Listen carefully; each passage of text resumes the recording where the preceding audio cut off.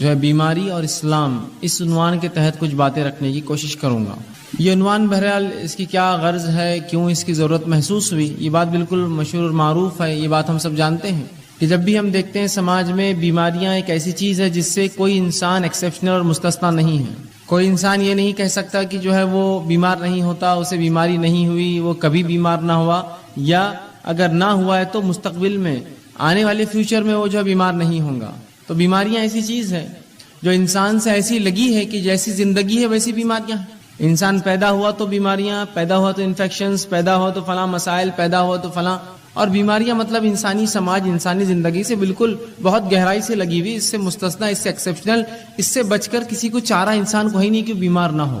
پھر چاہے یہ بیماریاں کتنی متشدد، کتنی زیادہ سخت ہوں گی، کتنی کم ہوں گی، معمولی ہوں گی یا اور زیادہ تیز ہوں گی، ایک الگ بات ہے، لیکن جب بھی لوگ بیمار ہوتے ہیں تو یہ سمجھتے ہیں کہ شاید شریعت اسلامیہ نے اس معاملے میں کوئی خاص رہنمائی نہیں کی ہماری، تو لہٰذا جب بیمار ہو جاتے ہیں تو اپنے طریقے سے، من مانے ڈھنگ سے، من چاہے ڈھنگ سے، اپنی مرضی سے جو ہے لوگ علاج کرتے ہیں۔ اس معاملے میں حرام اور حلال کی کوئی تمیز رکھی ہی نہیں جاتی ہے کہ کیا چیز حلال ہے، کیا حرام ہے، کیسی بیماریوں میں کیسا علاج کیا جائے، کیا چیز استعمال ہو سکتی، کیا نہیں ہو سکتی، کون سا طریقہ درست ہے، کون سا غلط ہوگا، کیا چیز کھائی جائے، کیا نہ کھائی جائے۔ ہم سمجھتے ہیں شاید شریعت نے اس معاملے میں رہنمائی نہ کی، اور پھر شریعت کو ایک طرف رکھ دیتے ہیں، کہتے ہیں ہاں یہ تو دین ہے، اسلام ہے، ٹھیک ہے، نماز روزہ ٹھیک ہے، لیکن ابھی ہم بیمار ہیں تو لہٰذا اس میں شریعت کا کوئی حل چونکہ نہیں ہے، وہ الٹرنیٹ ڈھونڈتے ہیں، اس سے ہٹ کر کچھ ڈھونڈتے ہیں۔ پھر ہم دیکھتے ہیں کہ وہ کتاب و سنت کو چھوڑ کر، شریعت کو چھوڑ کر، قرآن حدیث کو چھوڑ کر، نبی اکرم صلی اللہ علیہ وسلم صحابہ کے بتائے طریقے کو چھوڑ کر من مانی کرتے ہیں۔ مثال کے طور پر کوئی تعویذ لٹکا لیتا ہے، یہ سمجھتا ہے کہ اس سے شاید شفا ہو جائے، اس لیے کہ فلاں کسی نے کہہ دیا کہ بیئر پینے سے جو ہے پتھری نکل جاتی، تو ان کو لگا کہ اب علاج چکی ہے، شریعت اس میں کوئی رہنمائی تو کرتی نہیں ہے، لہٰذا آپ شراب پینا شروع کر دو۔ کچھ لوگوں کو دیکھا گیا کہ وہ گانجا اور افیم پیتے ہیں، اس لیے کہ انہیں لگتا ہے کہ فلاں مرض کا کوئی علاج نہیں ہے، شریعت نے اس میں رہنمائی نہیں کی، لہٰذا ہم یہ کر لیں۔ اور پتہ نہیں کیا کیا لوگ اس میں کرتے ہیں، بنا حلال اور حرام کی تمیز رکھے، بنا جانے کہ یہ چیز جو استعمال کی جا رہی ہے شریعت نے اس کو سینکشن کیا نہیں کیا، حلال جانا نہیں جانا، اس کو حرام تو نہیں قرار دیا۔ اور اس معاملے میں جب کوئی کہتا ہے بھائی حرام ہے حلال، تو کہتے دیکھو ہم بیمار ہیں، ہماری تکلیف ہم کو معلوم ہے، آپ ذرا خاموش بیٹھ جائے تو اچھا ہے، اس معاملے میں ہمیں کرنے دیجیے جو ہم کر رہے ہیں، اگر مجھے اس سے سکون ملتا ہے تو میں اسی کو اختیار کرتا ہوں۔ جیسا بہت سے لوگوں کو مرغی کا مسئلہ ہوتا ہے تو دن بھر گانے سنتے رہتے ہیں، کار میں بیٹھے گانا لگا دیا، موبائل ہینڈ سیٹ میں گانا لگا دیا، گھر کے اندر گانا لگا دیا، اس لیے کہ ان کو لگتا ہے سکون اس کے بغیر حاصل نہیں ہوگا، جبکہ شریعت نے واضح طور سے بتایا کہ حرام چیزوں سے علاج نہیں ہو سکتا ہے۔ تو ہم یہ سمجھتے ہیں جب بیمار ہو جاتے ہیں کہ شاید اب شریعت میں اس کی کوئی رہنمائی نہیں، لہٰذا منمانی کی جائے، اب جو چاہے کرو، جیسے چاہے علاج کرو، حرام حلال کی کوئی تمیز نہیں، چاہے میوزک کا اس میں استعمال ہو، چاہے ناچنا گانا اس میں پڑے، چاہے شراب پینا پڑے یا کوئی اور کام کرنا پڑے، سب کرو، اس لیے کہ اس معاملے میں ہم جو ہے لاوارث جیسے یا بنا سرپرستی کے چھوڑ دیے گئے، اب بہرحال معاملہ ہم کر سکتے ہیں۔ اسی لیے اس عنوان کو ہم نے خاص طور سے انتخاب کیا کہ اسلام کیسے رہنمائی کرتا بیماری کے تعلق سے، بیماری اور اسلام، کہ ان دونوں کا تعلق ہے۔ نبی اکرم صلی اللہ علیہ وسلم جو ہے ساری انسانیت کے لیے آئے تھے، اور آپ نے تمام ان شعبوں کے اوپر جو ہے رہنمائی کی، مسلمانوں کی اور انسانوں کی، جو شعبے انسانوں کو جو ہے جو باتیں ان کی جو ہے درپیش آتی ہے، یہ کیسے ہو سکتا ہے جو شریعت اتنی باریک باریک باتوں کو بیان کرے، وہ اتنا بڑا ایک شعبہ انسانی زندگی کا بیماری اس کو چھوڑ دے اور ہماری رہنمائی نہ کرے، بلکہ شریعت نے رہنمائی کی، بہت زبردست رہنمائی کی، بہت گہرائی سے رہنمائی کی، بہت اچھے ڈھنگ سے رہنمائی کی۔ یہ ہماری بدنصیبی ہے کہ اس چیز کو ہم جاننے کی نہ کبھی کوشش کرتے ہیں، نہ اس پر ہم نے کبھی عمل کیا، اور ہماری ان کوتاہیوں کو ہم یہ سمجھتے ہیں کہ شریعت نے اس معاملے ہماری رہنمائی نہیں کی۔ یاد رکھیے اس کو جاننے کی ضرورت ہے۔ جب آپ شریعت کو پڑھیں گے، یہ شریعت ایسے ایسے شعبوں میں، ایسی ایسی جگہوں پر رہنمائی کرتی ہے جہاں ہم توقع بھی نہیں کرتے کہ یہاں شاید رہنمائی ہوئی۔ مثال کے طور پر ایک انسان اپنی ازدواجی زندگی، میاں بیوی کے رشتے کیسے قائم رکھے، شریعت نے یہاں بھی رہنمائی کی۔ کچھ لوگ سمجھیں گے یہ تو بےحائی ہے، یہ بےحائی نہیں، یاد رکھیے یہ طریقہ زندگی ہے۔ اگر وہاں رہنمائی نہ کرتا تو پھر انسان تو منمانے ڈھنگ سے اختیار کرتا اور انسان نہیں جانور بن جاتا۔ تو اس جگہ بھی شریعت نے رہنمائی کی جس جگہ کے اندر جو ہے عموماً لوگ جو ہے شرمائیں گے کہنے کے لیے، اور نبی اکرم صلی اللہ علیہ وسلم نے جو کہ سب سے باحیا شخصیت تھی، وہ باتیں بھی بتائی حیا کے باوجود، تاکہ آنے والی نسلوں کو اس مسئلے میں بھی رہنمائی ہو۔ تو وہ دین اور شریعت اور وہ نبی کیسے لوگوں کو اس معاملے میں رہنمائی نہ کرے کہ بیماری کا کیا معاملہ ہے، بیماری میں اسلام کیا معاملہ دیتا ہے، بیمار کے ساتھ کیا سلوک ہو، کن چیزوں سے علاج کیا جائے، کون سی چیزیں حلال ہے، کون سی چیزیں حرام ہے، کن چیزوں کی تاکید کی گئی، صحت کی حفاظت کس طرح کی جائے، صحت کی اہمیت کیا ہے، بیمار ہو جائے تو کیا کیا کیا جائے، بیماری بڑھ جائے تو کیا کیا ہے، بیمار پرسی کے لیے کیا کیا جائے، اگر مرض الموت اتنا اس کا مرض بڑھ گیا کہ موت کی قریب ہے تو موت کے قریب کیا کیا جائے، اگر مرنے لگے تو مرتے وقت کیا کیا جائے، اور اگر مر جائے تو مرنے کے بعد کیا کیا جائے. یہ تمام رہنمائی شریعت نے کی ہے. مکمل طور سے ہمارے بیماری سے لے کر علاج سے لے کر شفا یا غیر شفا کی حالت لے کر اور پھر موت اور پھر بالکل موت کے بعد کے تمام معاملات بتائے. میں انشاءاللہ عزیز آپ کو بیماری کے تعلق سے حلال و حرام چند باتیں، وہ چیزیں جن سے نبی اکرم صلی اللہ علیہ وسلم نے علاج کیا، اور وہ چند رہنمائی کی بیمار سے کیسے بیمار پرسی کرے، بیماری کا مومن کو کیا فائدہ ہوتا ہے، یہ تمام باتیں آج آپ کے سامنے رکھنے کی کوشش کروں گا. میں نے آپ کے سامنے جو ہے سورہ بنی اسرائیل سورہ نمبر 17 اس کی آیت نمبر 82 تلاوت کی. اللہ فرماتا ہے وَنُنَزِّلُ مِنَ الْقُرْآنِ مَا هُوَ شِفَاءٌ وَرَحْمَةٌ لِّلْمُؤْمِنِينَ، کہ ہم نے جو قرآن کو نازل کیا اس کے اندر جو ہے مومنوں کے لیے شفا اور رحمت ہے. وَلَا يَزِيدُ الظَّالِمِينَ إِلَّا خَسَارًا، اور ظالموں کو اس کے میں خسارے کے علاوہ، ظالموں کو اس سے نقصان کے علاوہ کچھ نہیں ملتا. مطلب یہ پتہ چلا کہ اللہ رب العزت نے جو قرآن نازل کیا اس میں شفا ہے، یاد رکھیے. اور شفا جسمانی، شفا نفسیاتی یا روحانی جس کو ہم کہتے ہیں، دونوں ہی شفا قرآن میں ہے. ایک آدمی جس پہ کوئی جن حاوی ہو یا مریض ہو کسی بیماری کا، ذہنی اعتبار سے آپ قرآن پڑھیے، آپ دیکھیں گے اس کو سکون و اطمینان ملتا ہے. تو یہ روحانی شفا بھی ہے. اسی طرح جسمانی شفا بھی ہے. بہت ساری بیماریوں میں نبی اکرم صلی اللہ علیہ وسلم نے قرآن کو پڑھنے کی تاکید کی. قرآن کے فضائل میں یہ تمام باتیں بہرحال آ سکتی ہے. آپ فضائل قرآن کے عنوان پر یہ باتیں جو ہے پڑھ سکتے ہیں، تحقیق کر سکتے ہیں. بہرحال آئیے، تو اللہ نے فرمایا کہ ہم نے اس قرآن کو نازل کیا جس کے اندر مومنوں کے لیے شفا ہے اور رحمت ہے، اور ظالموں کو اس کے اندر خسارہ ہے. ظالموں کے لیے تو قرآن نقصان ہے، اس لیے کہ اللہ کی کتاب مان کر اس کو نہیں پڑھتے، ان کے لیے ہدایت نہیں ہے اس کے اندر، لہٰذا وہ خسارہ اٹھاتے ہیں. ورنہ مومنین کے لیے تو شفا ہے اور رحمت ہے اس قرآن کے اندر. اور اسی مقصد کے تحت اللہ نے اس کو نازل کیا. وَنُنَزِّلُ، ہم نے اس کو نازل کیا یہی مقصد کے تحت کہ مومنوں کو شفا اور رحمت اس سے حاصل ہو، اور ظالموں کو اس سے نقصان کے سوا اور کچھ حاصل نہیں ہوتا، یاد رکھیے. اسی طرح نبی اکرم صلی اللہ علیہ وسلم کا ایک فرمان سنن ابن ماجہ کی ایک حدیث میں نے آپ کے سامنے تلاوت کی. اللہ کے رسول صلی اللہ علیہ وسلم فرمایا کہ اللہ رب العزت نے ایسی کوئی بیماری نہیں جس کو نازل کیا. اس حدیث سے پتہ چلتا ہے کہ بیماری اللہ کی طرف سے آتی ہے. رسول اللہ فرماتے ہیں ان اللہ لم ينزل، کیا ایسی کوئی بیماری نہیں ہے جس کو اللہ نے نازل کیا لیکن اس کی شفا، اس کی دوا بھی نازل کر دی، اس کا علاج بھی نازل کر دیا. شفان فتداؤ، تو لہٰذا تم دوا کرو، علاج کراؤ. تو یہاں اس حدیث میں نبی اکرم صلی اللہ علیہ وسلم وضاحت کر دی کہ ایسی کوئی بیماری نہیں ہے جس کو اللہ نے نازل کیا ہو. تو پتہ چلا بیماریاں آسمان سے آتی ہے، اللہ بیماریاں دیتا ہے لوگوں کو، لیکن اس کا علاج بھی اتارتا ہے ان بیماریوں کے ساتھ. فتداؤ، تو لہٰذا تم دوا کرو، علاج کرایا کرو. تو پتہ چلا علاج کرانا چاہیے. بیماریاں اللہ کی طرف سے، بیماری اللہ بہرحال مختلف، کبھی سزا کے طور پر، کبھی آزمائش کے طور پر لوگوں کو دیتا ہے، اور اس کے بعد ہمیں حکم یہ آیا، اس کی دوا اللہ نے اتاری ہے، لہٰذا تم اس کے لیے دوا کرو، اس کے لیے علاج کرو. تو اس حدیث میں ان لوگوں کے لیے بھی تاکید ہے جو سمجھتے ہیں کہ علاج کرانا درست نہیں ہے، بس بیماری ہے تو بس توکل کرو، اللہ پر بھروسہ کرو، بیماری کو سہتے رہو. بلکہ آپ علاج کرا سکتے ہیں. نبی اکرم صلی اللہ علیہ وسلم نے کہا دوا کرو، علاج کرواؤ بیماری کا. ٹھیک. اسی طرح ہم دیکھتے ہیں بیماری جو ہوتی ہے یہ صحت کا الٹ ہوتی ہے. انسانی جسم کی جو کیفیات ہوتی ہیں جس پہ انسان جیتا ہے جو سماج میں، وہ دو ہی کیفیات ہوتی ہے، ایک صحت مندی کی اور ایک بیماری والی کیفیت.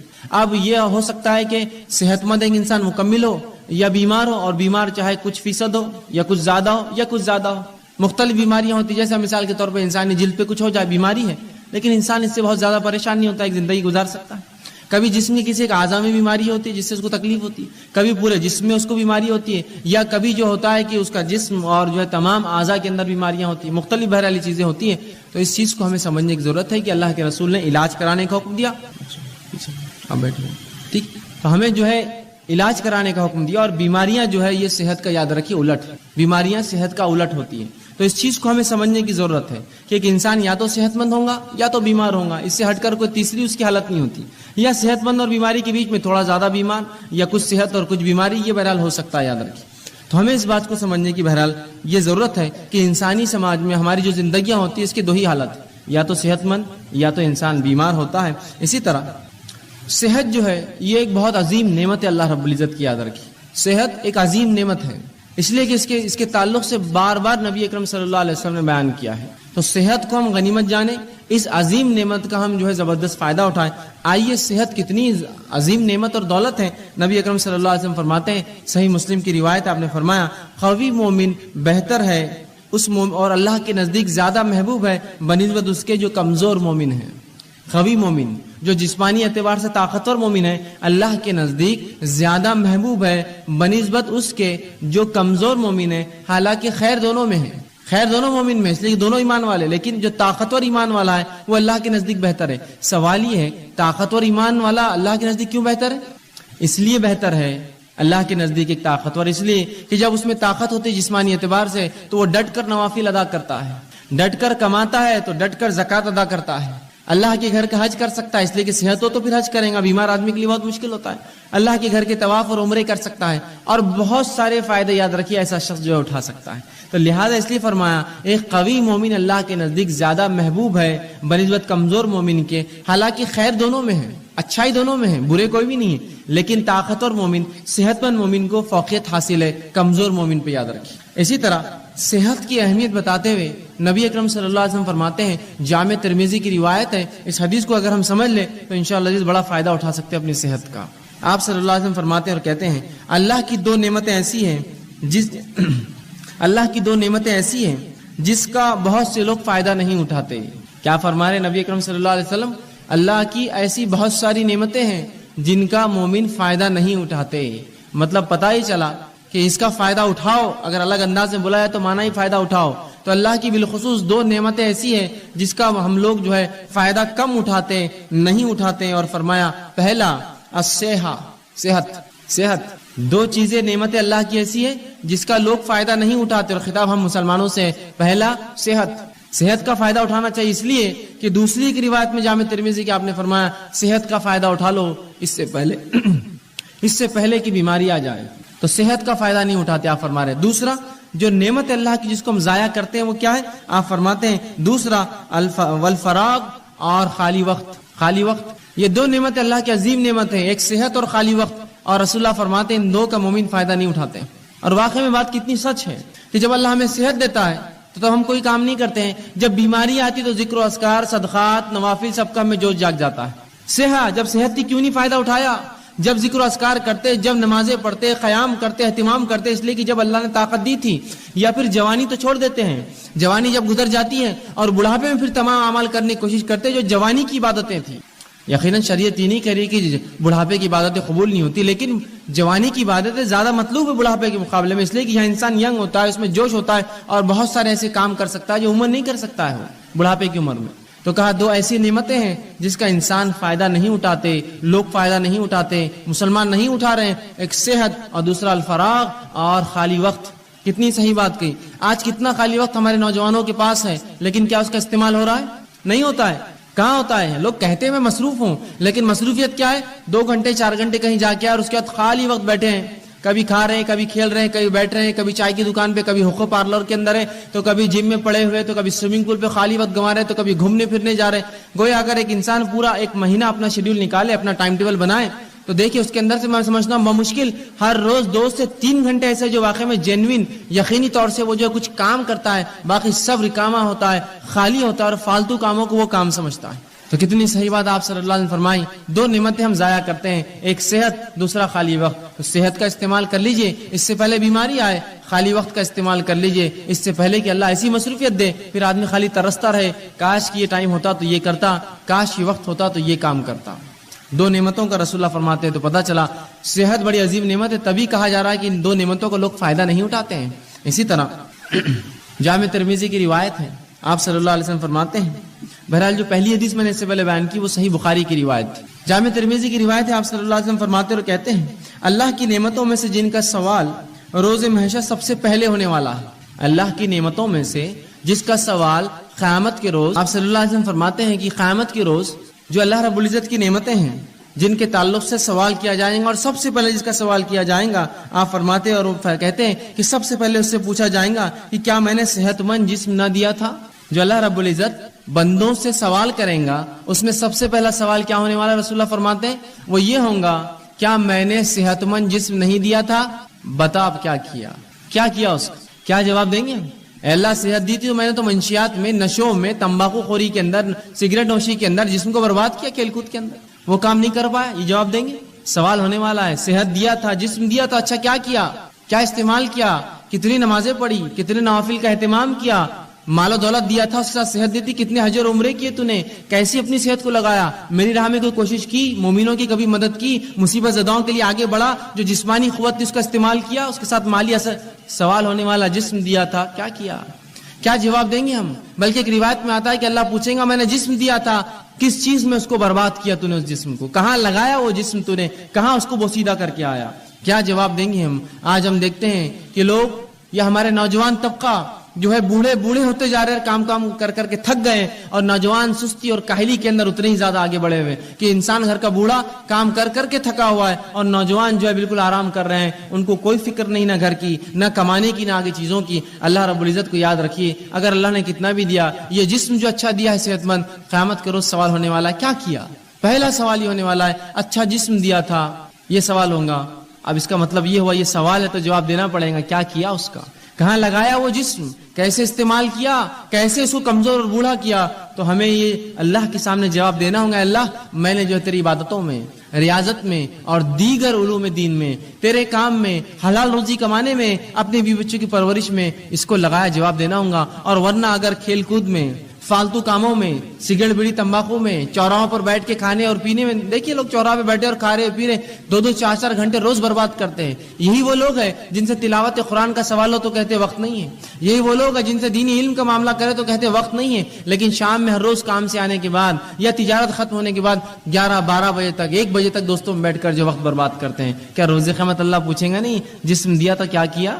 اے اللہ میں تو نکڑوں پہ بیٹھتا تھا، میلے ٹھیلوں پر جاتا تھا اور چوراہوں پر بیٹھتا تھا اور دوستوں سے بات چیت کرتا تھا. یہ جواب دیں گے اپنے رب کو؟ کھیل کود میں نے ضائع کیا. کھیل کود کی عمر ہوتی ہے، کھیلنا چاہیے. کچھ لوگ تو ایسے ہو جاتے ہیں کہ عمر پوری گزر گئی، ان کو بچے ہو جاتے پھر بھی کھیلتے رہتے ہیں، اس کا شوق ہے اس کا شوق ہے. اور جب دینی کام کی بات کی جائے تو بھائی چھٹی نہیں ہوتی، کیسے کریں؟ کیوں؟ جس دن چھٹی ہوتی ہے اس دن کیا، اس دن تو کھیلنا ضروری اور فرض ہے نا مجھ پر، تو وہ دن تو چھوڑ دیجیے آپ. سوال یہ اللہ رب العزت کو ہم کو جواب دینا ہے، اچھا جسم دیا تھا، کہاں لگا کر آیا، اس جسم کا، اس صحت کا کیا استعمال کیا. ٹھیک ہے، تو صحت جو ہے ایک عظیم نعمت ہے. اب جب یہ نعمت ہے تو ہر نعمت کی حفاظت کرنا پڑتی ہے، یاد رکھیں. اسی طرح صحت کی بھی حفاظت کرنا پڑیں گی، اور مومن کے لیے صحت کی حفاظت کرنا فرض ہے.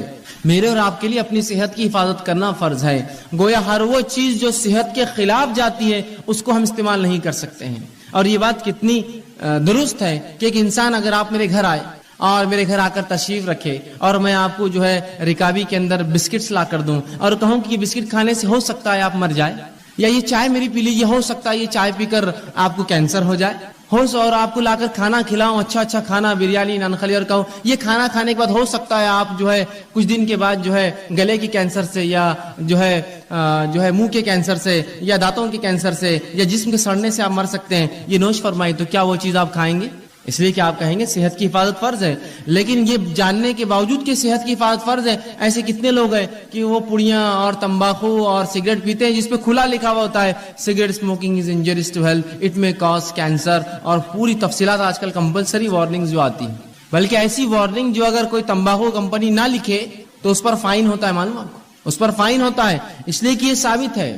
ایک دنیا کی مشہور اور معروف کمپنی مالبورو نے ایک مرتبہ یہ کیا کہ وہ اپنی سگریٹ کی ڈبی پر لکھتا نہیں تھا اشتہار، اور اس نے کئی زمانے تک فروخت کی. ایک خاتون کو اس سے کینسر ہوا، وہ پیتی تھی اس لیے کہ اس پہ لکھا نہیں تھا، اس کو لگا یہ سیف ہے کینسر سے، اس نے اس کو پیا، اس کو کچھ سالوں کے اندر کینسر ہوا. اس نے اس پہ جو ہے اس کمپنی پہ جو ایک کیس جو ہے ڈال دیا، کہا کہ یہ کمپنی لکھا کیوں نہیں جب اس میں اتنی خطرناک چیزیں تھیں جس سے میں بیمار ہو سکتی ہوں. کمپنی کو بہرحال اس سے کمپلائن کرنا پڑا، وہ کیس جیتی اور اس کو $32 بلین اس نے جو ہے اس کمپنی کو پے کرنا پڑے، اسے ایک اکیلی خاتون کو. $32 بلین کا کیس ٹھوکا تھا اس نے، اور اس کو ملا پورا پیسہ.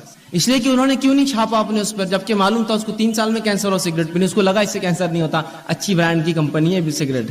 یہاں لکھی ہوئی چیزیں ہیں کہ صحت کے خلاف ہے، کینسر ہو سکتا ہے، مر سکتے ہو، ٹیوبرکلوسس ٹی بی ہو سکتا ہے، تمہیں کچھ بھی ہو سکتا ہے، لیکن اس کے باوجود بھی دیکھیے دھڑلے سے ہم پیے جا رہے ہیں. صحت ایک نعمت ہے، اس کی حفاظت مجھ پر آپ پر فرض ہے. وہ بسکٹ میرے گھر کے آپ نہیں کھائیں گے جس کو میں کھلاتے وقت کہوں اس سے کینسر ہو سکتا ہے، اس سے بیمار ہو سکتا ہے، اس سے ٹی بی ہو سکتا ہے. پھر کیسے ہم وہ چیزوں کو استعمال کرتے ہیں؟ اپنی نفس پہ حاوی ہونے دے جو اتنی نقصان دہ. اور صحت کی حفاظت فرض ہے، تو یاد رکھیے اپنی صحت کی حفاظت اور دوسروں کی حفاظت ہم کو کرنا ہے. یہ نہیں کہ ہم اپنی صحت کی حفاظت کر دوسروں کو نقصان پہنچائیں. یہ بات ان کے لیے بھی ہے جو لوگ اللہ کی جو نعمت صحت ہے اللہ دیتا ہے تو اس کو خراب کاموں میں استعمال کرتے ہیں اور بوسیدہ کرتے ہیں اس میں، اور یہ نہیں دیکھتے کہ اس سے صحت کا کیا نقصان ہے. یاد رکھیے صحت کی حفاظت فرض ہے، اس لیے کہ اللہ کی دی گئی نعمت ہے، اور اگر صحت نہ ہوئی تو کوئی عبادت آپ اور میں نہیں کر سکتے. سوچیے مت کہ ہم کبھی عبادت کر پائیں گے زندگی بغیر صحت کی. عبادت کیسے کریں گے بتائیے؟ روزہ رکھنا ہے، صحت نہیں ہے.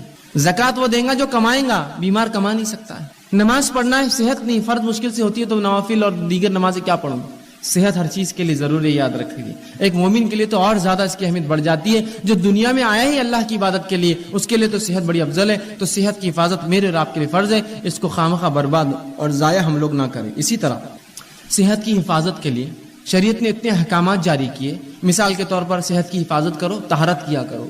طہارت کرنا مطلب وضو کرنا، غسل کرنا، پیشاب پاخانے کے لیے پانی کا استعمال کرنا. یہ صحت کے لیے تو ہے تاکہ انسانی زندگی محفوظ ہے، گندگی سے پاک، گندگیوں سے بیماریاں آتی ہیں. صحت کے لیے دیکھیں کتنا خیال ہے، کہا طہارت کا حکم دیا. اسی طرح جو ہے کھانے پینے میں حرام اور حلال کی تمیز بتائی کہ دیکھو یہ حلال ہی حرام ہے. حرام چیزیں تمام صحت کے لیے نقصان دہ، حلال چیزیں تمام فائدے مند ہیں. تو کہا یہ حلال ہی حرام ہے. تو دیکھیے یہاں بھی شریعت نے تاکید کی صحت کی حفاظت کے لیے. اسی طرح جو ہے ایسے کاموں سے انسانی جسم کو روکا، انسانوں کو روکا جو اس کے جسم کو ہلاک کر سکتے ہیں، جیسے زنا اور دیگر اور ایسے کام جو غلط بدفعلی انسان شرمگاہ سے کر سکتا ہے. کہا یہ تمام کام بہت خطرناک ہوتے ہیں. آج انسانیت دیکھ رہی جن لوگوں نے جو ہے یہ سمجھا کہ یہ جو رشتے ہوتے ہیں، یہ جو نکاح ہوتے ہیں، سب فالتو چیزیں، بس انسانی زندگی ایسی ایسا جانور ہوتا ہے، بس گزارو، جہاں چلا منہ مار دو، جہاں چلا شرمگاہ کا کسی کے ساتھ استعمال کر لو. آج دیکھیے کتنی بدترین بیماریوں میں ملوث ہے. کسی کو ایڈز ہے تو آج کل STDs جو ہوتے ہیں، سیکچولی ٹرانسمیٹڈ ڈیسیزز کی بھرمار. تو کہا زنا کے قریب نہ جانا. دیکھیے صحت کی حفاظت کے لیے کہا نا، زنا کرو گے تو اتنی گندی گندی بیماریوں میں ملوث ہو جاؤں گے. تو صحت کی حفاظت کی. اسی طرح اچھا کھانا کھانے کا حکم دیا کہ اچھا کھانا کھاؤ، حلال اور طیب چیزیں کھاؤ. اسی طرح جو ہے کثرت کرنے کا حکم دیا کہ صحت کو اچھا رکھو، جس کے لیے کثرت ورزش کیا کرو.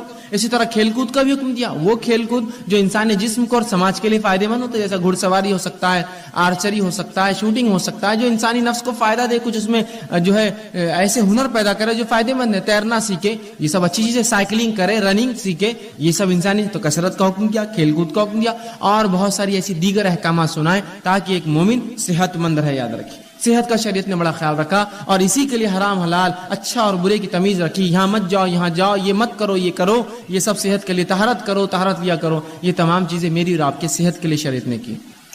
صحیح مسلم کی ایک روایت آتی ہے، نبی اکرم صلی اللہ علیہ وسلم فرماتے اور کہتے ہیں کتنا دیکھیے اس امت کے صحت کا آپ نے خیال رکھا. اور رسول اللہ فرماتے ہیں، یہ غائب کے علم میں سے آپ فرماتے اور کہتے ہیں، برتن کو اور پانی کی جو تھیلیاں ہوتی تھی، اس زمانے میں چمڑے میں پانی بھرا جاتا تھا، تو اس کو رات میں باندھ کر رکھا کرو. اس لیے کہ سال میں کوئی ایک دن ایسا ہوتا ہے کہ اللہ رب العزت آسمان سے بیماری نازل کرتا ہے، اور وہ بیماری جو ہے آسمان سے اترتی ہے، اور ایسی کسی کھلی چیز کو جب پاتی ہے جس کا ڈھکن رکھا نہ گیا ہو، کوئی کھانے کا برتن اس پہ ڈھکن نہ ہو، اس کا منہ بند نہ ہو، یا کوئی پانی کا ایک برتن ہو جس کا منہ بند نہ ہو، تو اس میں داخل ہو جاتی ہے. کیا فرمایا آپ نے؟ یہ بھی غائب کا معاملہ ہے. آپ یہ کہہ سکتے ہیں بیماری تو جراثیم پھیلاتے ہیں، اور جراثیم تو کہیں بھی جا سکتے ہیں. یہ غائب کا اس لیے میں نے پہلے کہہ دیا. اللہ بیماری کو جب نازل کرتا ہے، رسول اللہ فرماتے ہیں ہر روز اپنے برتنوں کو کھانے کی ڈھکا کرو اور پانی پینے کی چیزوں کو بند رکھا کرو، اس لیے کہ سال میں ایک دن ایسا ہوتا ہے جب اللہ آسمان سے بیماری کو نازل کرتا ہے، اور وہ بیماری جو انسانوں میں آتی ہے، اور ہر وہ کھلی چیز، کھلا برتن اور کھلا پانی کا جو حصہ ہوتا ہے اس میں داخل ہو جاتی ہے. تو کہا کھانے پینے کی چیزوں کو ڈھک کر رکھو. ویسے بھی کھانے پینے کی چیزوں کو آپ ڈھکیں گے تو یہ بیماری سے تو آپ بچے ہی رہیں گے، ساتھ میں گندگیوں سے، مکھی مچھر سے، غلاظت سے، دھول مٹی سے، اور پتہ نہیں کیا کیا کتنے فائدے ہیں. تو آپ سال بھر ڈھکے رکھیں کہ تو ایک دن کب آئیں گا نہیں پتا ہے. تو گویا سال بھر ڈھکیں گے، مطلب سال بھر اپنے کھانے اور پینے کی حفاظت کرو، کھلا مت چھوڑا کرو، گندگی مت داخل ہونے دو. دیکھیے کتنا جو ہے شریعت نے حفاظت کی صحت کی ایک مومن کی اور ایک مسلمان کی. اسی طرح بیماری جو ہوتی ہے وہ صحت کی الٹ ہوتی ہے. اب بیماری کیا ہے؟ بیماری کو ہم یوں کہہ سکتے ہیں، اس کی تعریف میں دے سکتے ہیں کہ انسانی جسم میں کوئی اعضاء میں تکلیف ہو یا کمی ہو یا بگاڑ آ جائے. پورے انسانی جسم میں یا کسی ایک اعضاء میں کوئی تکلیف ہو یا بگاڑ آ جائے، یہ بیماری ہوتی ہے. انسانی جسم میں مطلب پورے شریر میں، پورے جسم میں، یا کسی ایک اعضاء میں، ہاتھ، پیر، سر، کان، ناک، منہ، گلا، انگلیاں، کچھ بھی ہو سکتا ہے. کسی ایک اعضاء میں کوئی تکلیف ہو یا اس میں کوئی بیماری ہو، اس چیز کو یا اس میں کوئی بگاڑ آ جائے یا کمی آ جائے، اسے بیماری کہا جاتا ہے. سر درد ہو رہا ہے، بلڈ پریشر ہے، شوگر ہے، یہ پورے جسم کی بیماریاں خون کے اندر رہتی ہیں. ہاتھ میں تکلیف ہے، ہاتھ کھینچتا ہے، پیر میں فلاں ہے، انگلیاں خراب ہو جا رہی ہے، فلاں ہوتا ہے، کان میں ٹیچ، تو یہ اعضاء کی بیماریاں. تو کوئی بھی چاہے پورے جسم میں کوئی چیز ہو تکلیف دے یا جو ہے کسی اعضاء میں، اسے بیماری کہا جاتا ہے، یاد رکھیں. اسی طرح بیماری جو ہوتی ہے یہ مومنوں کے لیے آزمائش ہوتی ہے، یاد رکھیں. بیماری مومنوں کے لیے آزمائش. اور اللہ رب العزت مومنوں کو کیوں آزماتا ہے؟ وہ اس لیے آزماتا ہے تاکہ جانے، جانچے، پرکھے کہ جب ہم دعویٰ کرتے ہیں ایمان کا تو کتنے سچے ہم دعوے میں، اور جب اللہ اس دعوے کے مطابق آزمائش کرتا ہے تو کتنے کھرے اس آزمائش میں اترتے ہیں. تو اللہ رب العزت مومنوں کو آزماتا ہے بیماری کے ذریعے. تو یاد رکھیے مسلم کی روایت ہے، صحیح مسلم اور مسند احمد کی، آپ صلی اللہ علیہ وسلم فرماتے ہیں مومن کا معاملہ بڑا عجیب ہے. جب اللہ اسے فراوانی دیتا ہے، خوشحالی دیتا ہے تو اللہ کا شکر بجا لاتا ہے، یہ اس کے لیے خیر ہے، ثواب کا باعث ہے. اور جب اللہ تنگ دستی دیتا ہے، مصیبت دیتا ہے، پریشانی دیتا ہے، بیماریاں دیتا ہے تو تب صبر کرتا ہے، یہ اس کے لیے خیر اور باعث کا معاملہ ہوتا ہے. اور یہ معاملہ سوائے مومن کے کسی اور کا نہیں ہوتا. مطلب مومن کے تمام معاملے خیر اور برکت والے ہیں کہ اگر اللہ نے فراوانی دی اللہ کا شکر ادا کرتا ہے، اس کا اجر پاتا ہے. اللہ نے تنگ دستی دی، مشکل دی، بیماری دی تو اس پر صبر کرتا ہے، اور ان دونوں کے اندر وہ جو ہے بدلہ پاتا ہے. اسی طرح سنن ابن ماجہ کی روایت ہے، آپ صلی اللہ علیہ وسلم فرماتے ہیں سب سے زیادہ جو لوگ انسانوں میں آزمائے جاتے ہیں، سب سے زیادہ جو لوگ انسانوں میں آزمائے جاتے ہیں وہ سب سے پہلے ہوتے ہیں انبیاء علیہ الصلوۃ والسلام، یہ سب سے زیادہ آزمائے جاتے ہیں. دوسرا فرمایا علماء حق، یہ دوسرے نمبر پہ جو آزمائے جاتے ہیں. تیسرا فرمایا صالحین اس امت کے نیک لوگ، یہ تیسرے نمبر پہ آزمائے جاتے ہیں. اور فرمایا ان میں سے کچھ ایسے گزرے ہیں پچھلی قوموں میں، انبیاء، علماء حق اور صالحین، کہ جن کو ایسی بیماریاں اللہ نے دی کہ جن کے جسم میں کیڑے پڑ گئے. بیماری آزمائش ہے، ان کے جسم میں کیڑے پڑ گئے. صالحین اور ان نیکوکاروں کے اس حد تک بیمار ہوئے کہ اس بیماری میں ان کا انتقال ہو گیا. اسی طرح کچھ ایسے تھے اللہ نے ایسی غربت دی، اتنا غریب بنایا کہ سوائے ٹاٹ کے کپڑے، کھدر جو موٹے کپڑے ہوتے پہننے کے ان کے پاس نصیب نہ تھا. اور آگے فرمایا پہننے کو کچھ نہ تھا سوائے ٹاٹ کا کپڑا، لیکن اس میں وہ اس سے زیادہ خوش تھے جتنا تم فراوانی اور خوشحالی میں خوش رہتے ہو. مطلب یہ انبیاء، یہ علماء حق اور یہ صالحین ان بیماریوں میں، ان پریشانیوں میں، ان غربت میں بھی اتنے خوش تھے، اتنے مطمئن تھے کہ جتنے ہم لوگ خوشحالی میں خوش نہیں ہوتے ہیں. اس لیے کہ یہ انبیاء، یہ علماء حق، یہ صالحین جانتے ہیں کہ یہ آزمائش اللہ کی طرف سے ہے، اور ہر آزمائش کا مومن کو کیا ملتا ہے؟ بدلہ ملتا ہے. تو جب بھی ہماری آزمائش ہو یاد رکھیے ہم صبر کریں. اور اللہ رب العزت کسی بھی انسان کو اس کے طاقت سے زیادہ نہیں آزماتا. اللہ سبحانہ تعالیٰ سورہ بقرہ سورہ نمبر 2 آیت نمبر 286 میں فرماتا اور کہتا ہے لا یکلف اللہ نفسا الا وسعها. اللہ کسی نفس کو اس کے طاقت سے زیادہ نہیں آزماتا. یاد رکھیے مجھے اور آپ کو ہماری طاقت سے زیادہ نہیں جو ہے آزماتا ہے، بلکہ جتنی طاقت ہے اتنی ہی آزمائش آتی ہے. تو اگر بیماری دی تو یہ طاقت تھی تب دی، مصیبت دی طاقت تھی تب دی، کسی نعمت کو دے کر چھین لیا یہ طاقت تھی تبھی چھینا. اللہ کسی کو اس کے جو ہے برداشت سے زیادہ نہیں آزماتا. اور اللہ کا معاملہ تو ہر بار یہ ہوتا ہے. سورہ بقرہ سورہ نمبر 2 آیت 175 میں فرمایا اور کہا یرید اللہ بکم اليسر ولا یرید بکم العسر، کہ اللہ رب العزت تو تمہارے ساتھ آسانیاں کرنا چاہتا ہے، وہ تمہیں مشکلات میں نہیں ڈالنا چاہتا ہے. تو یہ بیماریاں میرے اور آپ کے لیے آزمائش ہے. اب جب بھی کوئی بیمار ہو تو ہم صبر کریں، اس لیے کہ صبر کرنے والوں کے تعلق سے سورہ بقرہ سورہ نمبر 2 آیت 156 میں کہا فبشر الصابرین، کہ صبر کرنے والوں کو بشارت دو. یہاں خوشخبریاں دینے کا حکم دیا کہ جو لوگ صبر کرتے ہیں فبشر الصابرین الذین اذا اصابتهم مصیبۃ قالوا انا للہ وانا الیہ راجعون، کہ جو لوگ مصیبت جن پر آتی ہے اور مصیبت میں صبر کرتے ہیں ان کو خوشخبریاں دے دو، اور جب ان پر مصیبت آتی ہے تو یہ مومن کہتے ہیں قالوا انا للہ وانا الیہ راجعون، ہم اللہ کی طرف سے آئے تھے، اس کی طرف لوٹ کر جانا ہے. تو ہمیں صبر کرنا چاہیے. اللہ کسی کو بھی اس کی طاقت سے زیادہ نہیں آزماتا. جب آزمائش ہوتی تو ہمیں صبر کرنا چاہیے. آئیے صحیح بخاری اور صحیح مسلم کی روایت ہے، آپ صلی اللہ علیہ وسلم فرماتے اور کہتے ہیں جب ایک مسلمان کو کوئی ایذا پہنچتی ہے، تکلیف پہنچتی ہے، بیماری کی شکل میں، کسی کی موت کی شکل میں، کسی اعضاء کے ضائع ہونے کی شکل میں، کسی اور اس میں مصیبت، پیسے میں، مال میں کمی، اولاد میں کمی، پھلوں میں کمی، روزی میں کمی، جب کسی ایک مومن کے تعلق سے آپ فرماتے ہیں مسلم کو ایذا یا بیمار ہوتا ہے تو اللہ تعالیٰ اس کے گناہوں کو ایسا دھو دیتا ہے جیسے ایک جھاڑ جس پر سوکھے پتیاں ہوں وہ سوکھنے سے گر جاتی ہیں. ایک مومن کو جب تکلیف، مصیبت، بیماری آتی ہے تو اللہ اس کے گناہوں کو ایسا اس سے الگ کر دیتا ہے جیسے کہ ایک جھاڑ جس کے پتے سوکھ چکے ہیں وہ اس سے الگ ہو جاتے ہیں. ایسے مومن کے گناہ جو ہے بیماری کی وجہ سے، مشکل اور تکلیفوں کی وجہ سے دور ہو جاتے ہیں. یاد رکھ، تو ہر تکلیف جو مومن کو ہے اگر صبر کرے تو باعث اجر بنتی ہے، اس کے گناہ اس سے جھڑ جاتے ہیں. اسی طرح سنن ابو داؤد کی روایت ہے. آئیے وہ لوگ جو بیمار رہتے ہیں، پریشان ہوتے ہیں، پریشان مت ہوئیے. سنیے نبی اکرم صلی اللہ علیہ وسلم کیا فرماتے ہیں اور کہتے ہیں. آپ فرماتے ہیں اللہ مسلمانوں کے گناہ بیماریوں کی وجہ سے دھو دیتا ہے. اللہ مسلمانوں کے گناہ بیماریوں کی وجہ سے دھو دیتا ہے، اس حد تک کہ جیسے سونا اور چاندی کے میل کو آگ الگ کر دیتی ہے، بیماریاں مومن سے اس کے گناہوں کو ویسی الگ کر دیتی ہے جیسے آگ سونے اور چاندی کے میل کو الگ کر دیتی ہے. آپ جانتے ہیں نا، سونے چاندی کو صاف کرنے کے لیے اس کو آگ میں ڈالا جاتا ہے، پگھلنے کے بعد سونا چاندی جو ہے رہ جاتا ہے اور غلاظت اوپر آتی ہے، اس سے نکال لی جاتی ہے. تو آپ سن فرماتے ہیں بیماریاں مومن کو ایسا پاک کرتی ہے گناہوں سے جیسا آگ سونے اور چاندی کے میل کچیل کو نکال دیتی ہے. تو جو مومن بیمار ہوتا ہے وہ اس کی طاقت کے مطابق اللہ بیماری دیتا ہے، اسے کام ہے وہ صبر کرے، صبر کرنے کا بدلہ زبردست پاتا ہے. اسی طرح جب انسان بیمار ہو جائے تو علاج کرانا مستحب اور سنت ہے. یاد رکھیے، ہر شخص کوشش کرے علاج موجود ہو تو ضرور علاج کروائے، اس لیے کہ نبی اکرم صلی اللہ علیہ وسلم کی روایت ہے، سنن ابن ماجہ کی حدیث ہے کہ اللہ رب العزت نے ایسی کوئی بیماری نازل نہ کی سوائے اس کے کہ اس کا علاج نازل کیا، تو لہٰذا تم لوگ جو ہے علاج کراؤ. جو خطبے میں نے حدیث آپ کے سامنے ہے، تو اس حدیث سے پتہ چلا ہمیں علاج کروانا چاہیے. اب جب پتہ چلا علاج کروانا چاہیے، اللہ نے ہر بیماری کا علاج نازل کیا ہے، اب اس معاملے میں کیا احتیاط کرے، کیسے علاج کرے؟ تو آئیے، حرام چیزوں سے علاج کرانا یاد رکھیے جائز نہیں ہے. وہ چیزیں جن کو شریعت نے حرام قرار دیا ہے وہ چیزوں سے علاج جائز نہیں ہے. اس کے تعلق سے نبی اکرم صلی اللہ علیہ وسلم فرماتے ہیں، طبرانی کی روایت حدیث آپ فرماتے ہیں ان اللہ لم یجعل شفاءکم فیما حرم علیکم، جو چیزیں اللہ نے تم پر حرام کی ہے اللہ نے اس میں شفا نہیں رکھی ہے.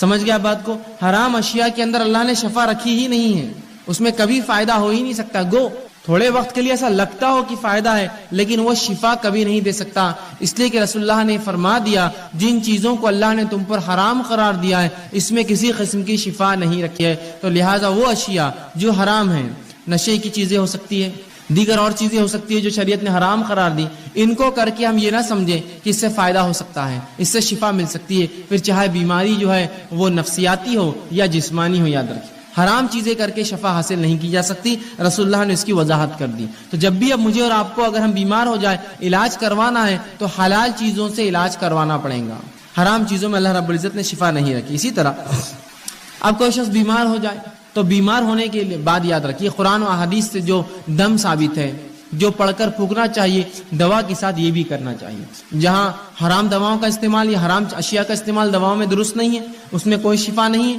اسی طرح یہ بات یاد رکھیے کہ انسان کبھی کبھار بیمار ہوتا ہے، بیماری ایسی ہوتی ہے کہ اس کو جو ہے جہاں دعا کی ضرورت ہے وہاں دوا اور دعا دونوں کی ضرورت ہوتی ہے. یاد رکھیں آج بہت سارے لوگ اس کی گواہی دیں گے، ایسے بہت ساری تھراپیز نکلی ہے جن تھراپیز میں یہ ہوتا ہے کہ صرف مریض کے آنکھ پر ہاتھ پھیرا جاتا ہے، صرف ہاتھ پھیرا جاتا ہے اور اس سے اس کو فائدہ ہوتا ہے. صرف ہاتھ پھیرتے ہیں، آپ جائیے ان کے پاس خالی ہاتھ پھیرتے ہیں، جبکہ نبی اکرم صلی اللہ علیہ وسلم نے اپنی زندگی میں تمام کام کر کے بتا دی. آپ لوگوں کے پاس جاتے، ان پر دعا پڑھ کر دم کرتے اور سہلاتے ان کو، وہ اعضاء کے اوپر ہاتھ رکھتے جہاں بیمار ہے. تو آج بہت سی تھراپیز ایسی بہرحال ڈیولپ ہو رہی ہے، دھیرے دھیرے الٹرنیٹ میڈیسنز آئیں گے مارکیٹ میں جس میں یہ ہے کہ صرف سہلایا جائے تو اس سے فائدہ ہو رہا ہے لوگوں کو. ٹھیک ہے، تو لوگ یہ سوچتے ہیں کہ یہ خالی دم کرنے سے پھونکنے سے کیا فائدہ ہوگا.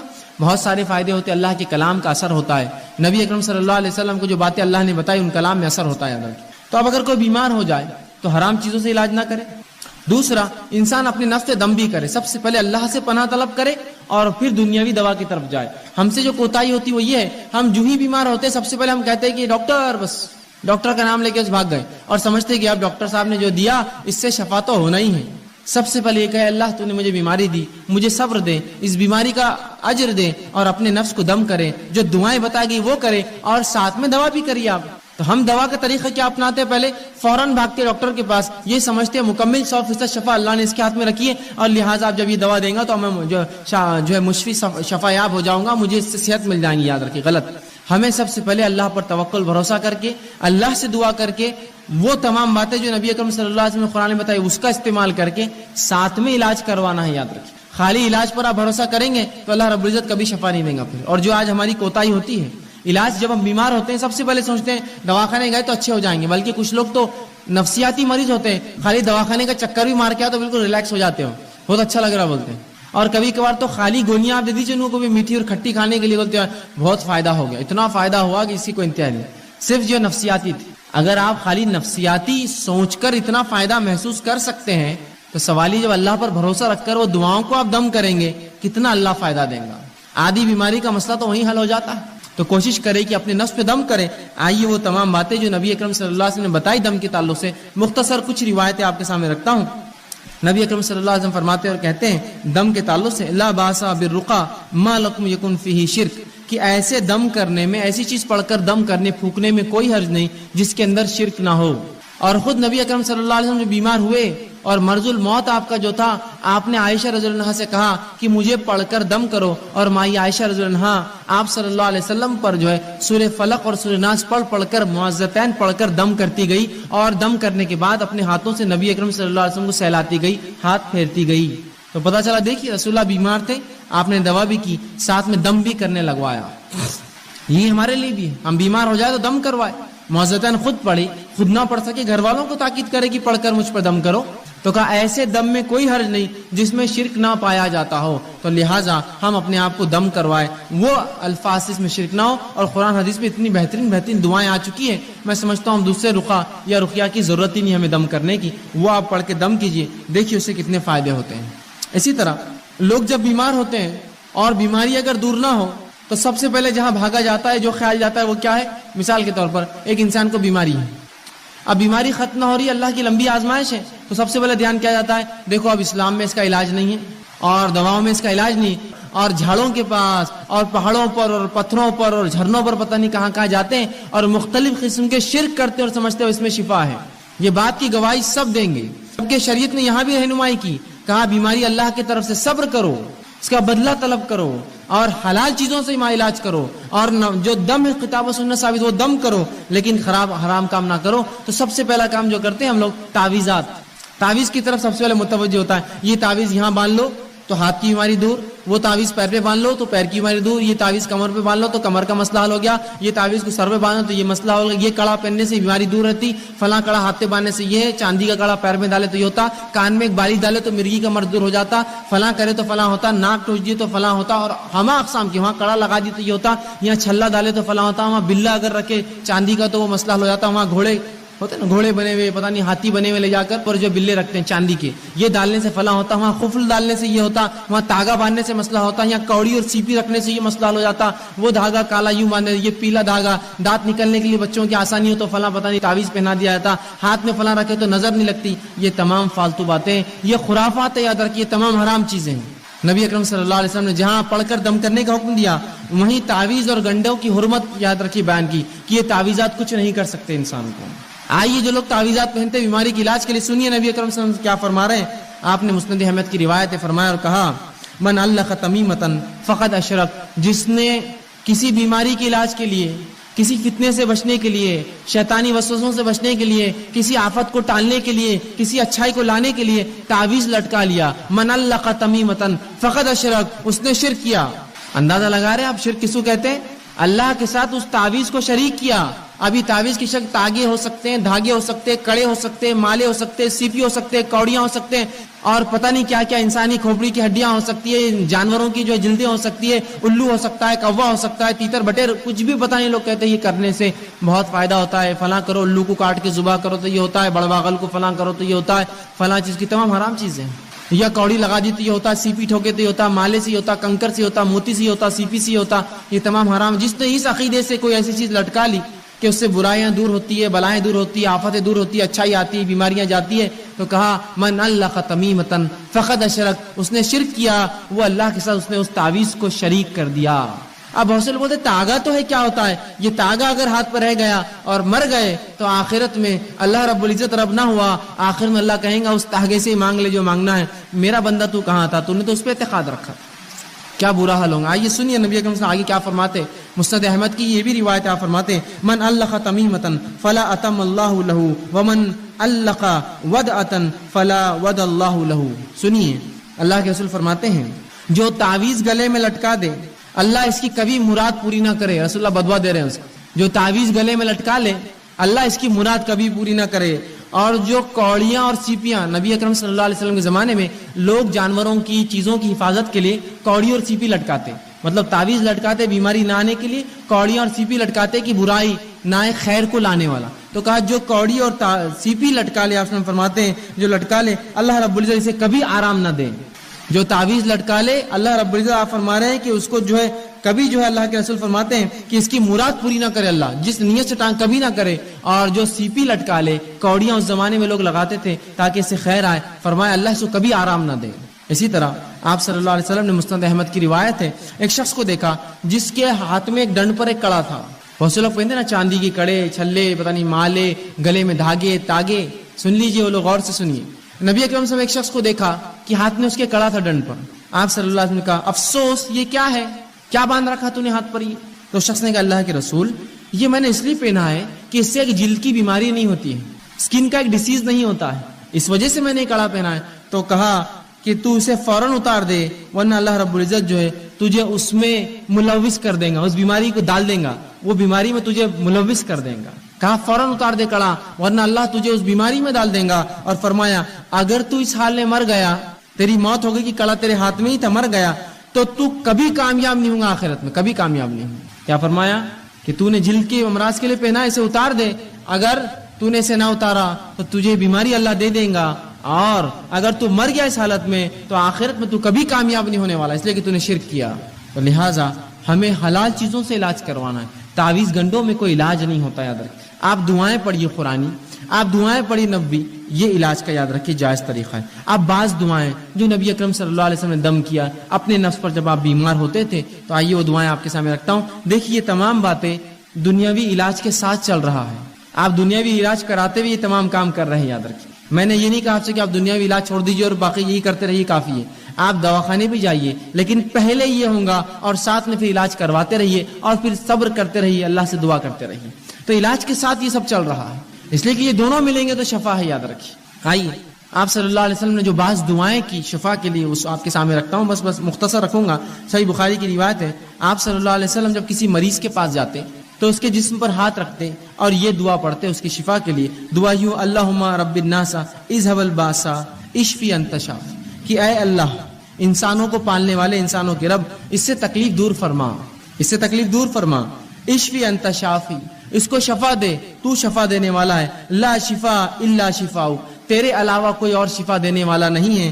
شفاء لا یغادر سقما، ایسی شفا دے کہ جو بیماری کو بالکل نہ چھوڑے.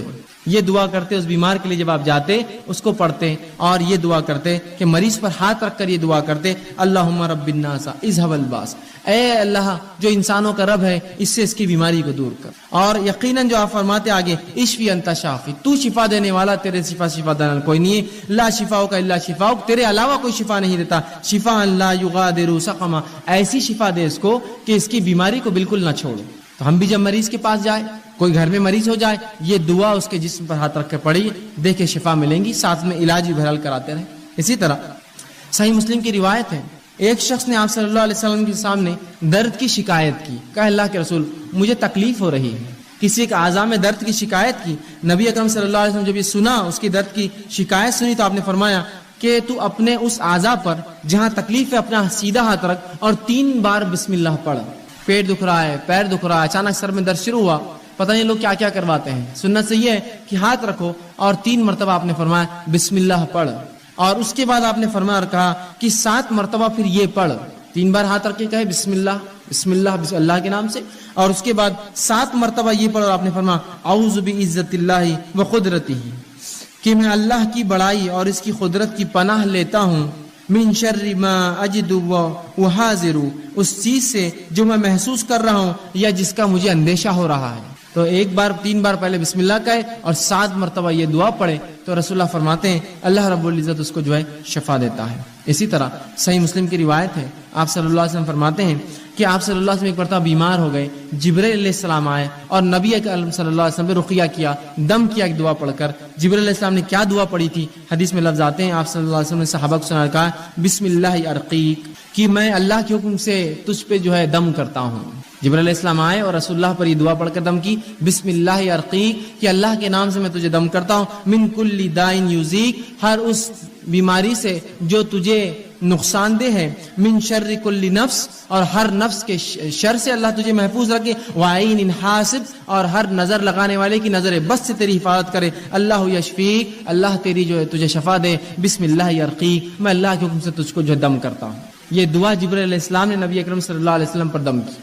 اسی طرح معوذتین آپ پڑھ سکتے ہیں، اسی طرح سورہ جو ہے فاتحہ پڑھ کر ہم دم کر سکتے ہیں۔ یہ تمام کے بڑے فضائل آتے ہیں، یاد رکھیں۔ ہم نے یہ تمام چیزیں بہرحال آج چھوڑ دی ہیں، اور ایسی تمام وہ دعائیں جو قرآن سے اور سنت نبوی سے ثابت ہے آپ پڑھ سکتے ہیں۔ میں نے تو 2-4 نمونے کے طور پہ رکھی۔ یہ اگر پڑھ کر ہم کریں گے تو آپ دیکھیے جہاں دوا سے بھی علاج کا کچھ حصہ ہو رہا ہے، وہیں یہ دعائیں بہت حد تک نفسیاتی طور سے ہمیں جو مرض سے دور کر دیں گی، یا کم از کم بیماری ختم نہ بھی ہو تو ہم ایک مضبوط ایک مومن بنے رہیں گے۔ ہم آہو بکا نہیں کریں گے، تقدیر کو کوسیں گے نہیں، اللہ کو برا بھلا نہیں کہیں گے، اللہ سے بدگمانی نہیں کریں گے کہ ہم ہی بیمار ہونا تھا کہ اللہ ہمارا ہی گھر ملا تھا کیا، معیش ملا تھا کیا۔ کم از کم یہ تسلی رہیں گی انسان کو، نفسیاتی وہ مضبوط اور قوی رہے گا، چاہے جسمانی اعتبار سے کتنا لاغر اور بیمار ہو چکا ہو۔ تو یہ دعائیں بڑی اہمیت رکھتی ہے۔ اسی طرح بعض ایسی چیزیں جن سے نبی اکرم صلی اللہ علیہ وسلم نے خود علاج کیا ہو، وہ آپ کے سامنے کچھ رکھتا ہوں واقعات اور کچھ چیزیں جن سے خود نبی اکرم صلی اللہ علیہ وسلم نے علاج کیا ہو۔ لیکن ایک بات اس سے پہلے میں بتا دوں کہ جو باتیں حدیث میں آتی ہے کہ آپ صلی اللہ علیہ وسلم نے ان سے علاج کیا ہے، آج بہت سی مرتبہ یہ ہوتا ہے کہ ہم کہتے ہیں ان سے تو جیسا طب نبوی کتابیں ہوتی ہیں آپ پڑھتے ہیں اور علاج کرنے کی کوشش کرتے ہیں، فائدہ محسوس نہیں ہوتا ہے۔ وہ اس لیے کہ طب کا معاملہ ایسا ہے کہ اس پہ تجربات اور تجزیات کی ضرورت ہے۔ نبی اکرم صلی اللہ علیہ وسلم نے بہت سی باتیں فرمائی، یہ مسلمانوں کی کم علمی رہی، بےخوفی رہی، بد نصیبی رہی کہ طب نبوی ہم نے اپنے ہاتھ سے ضائع کر دی، کبھی اس پہ ریسرچ ہی نہیں کیا۔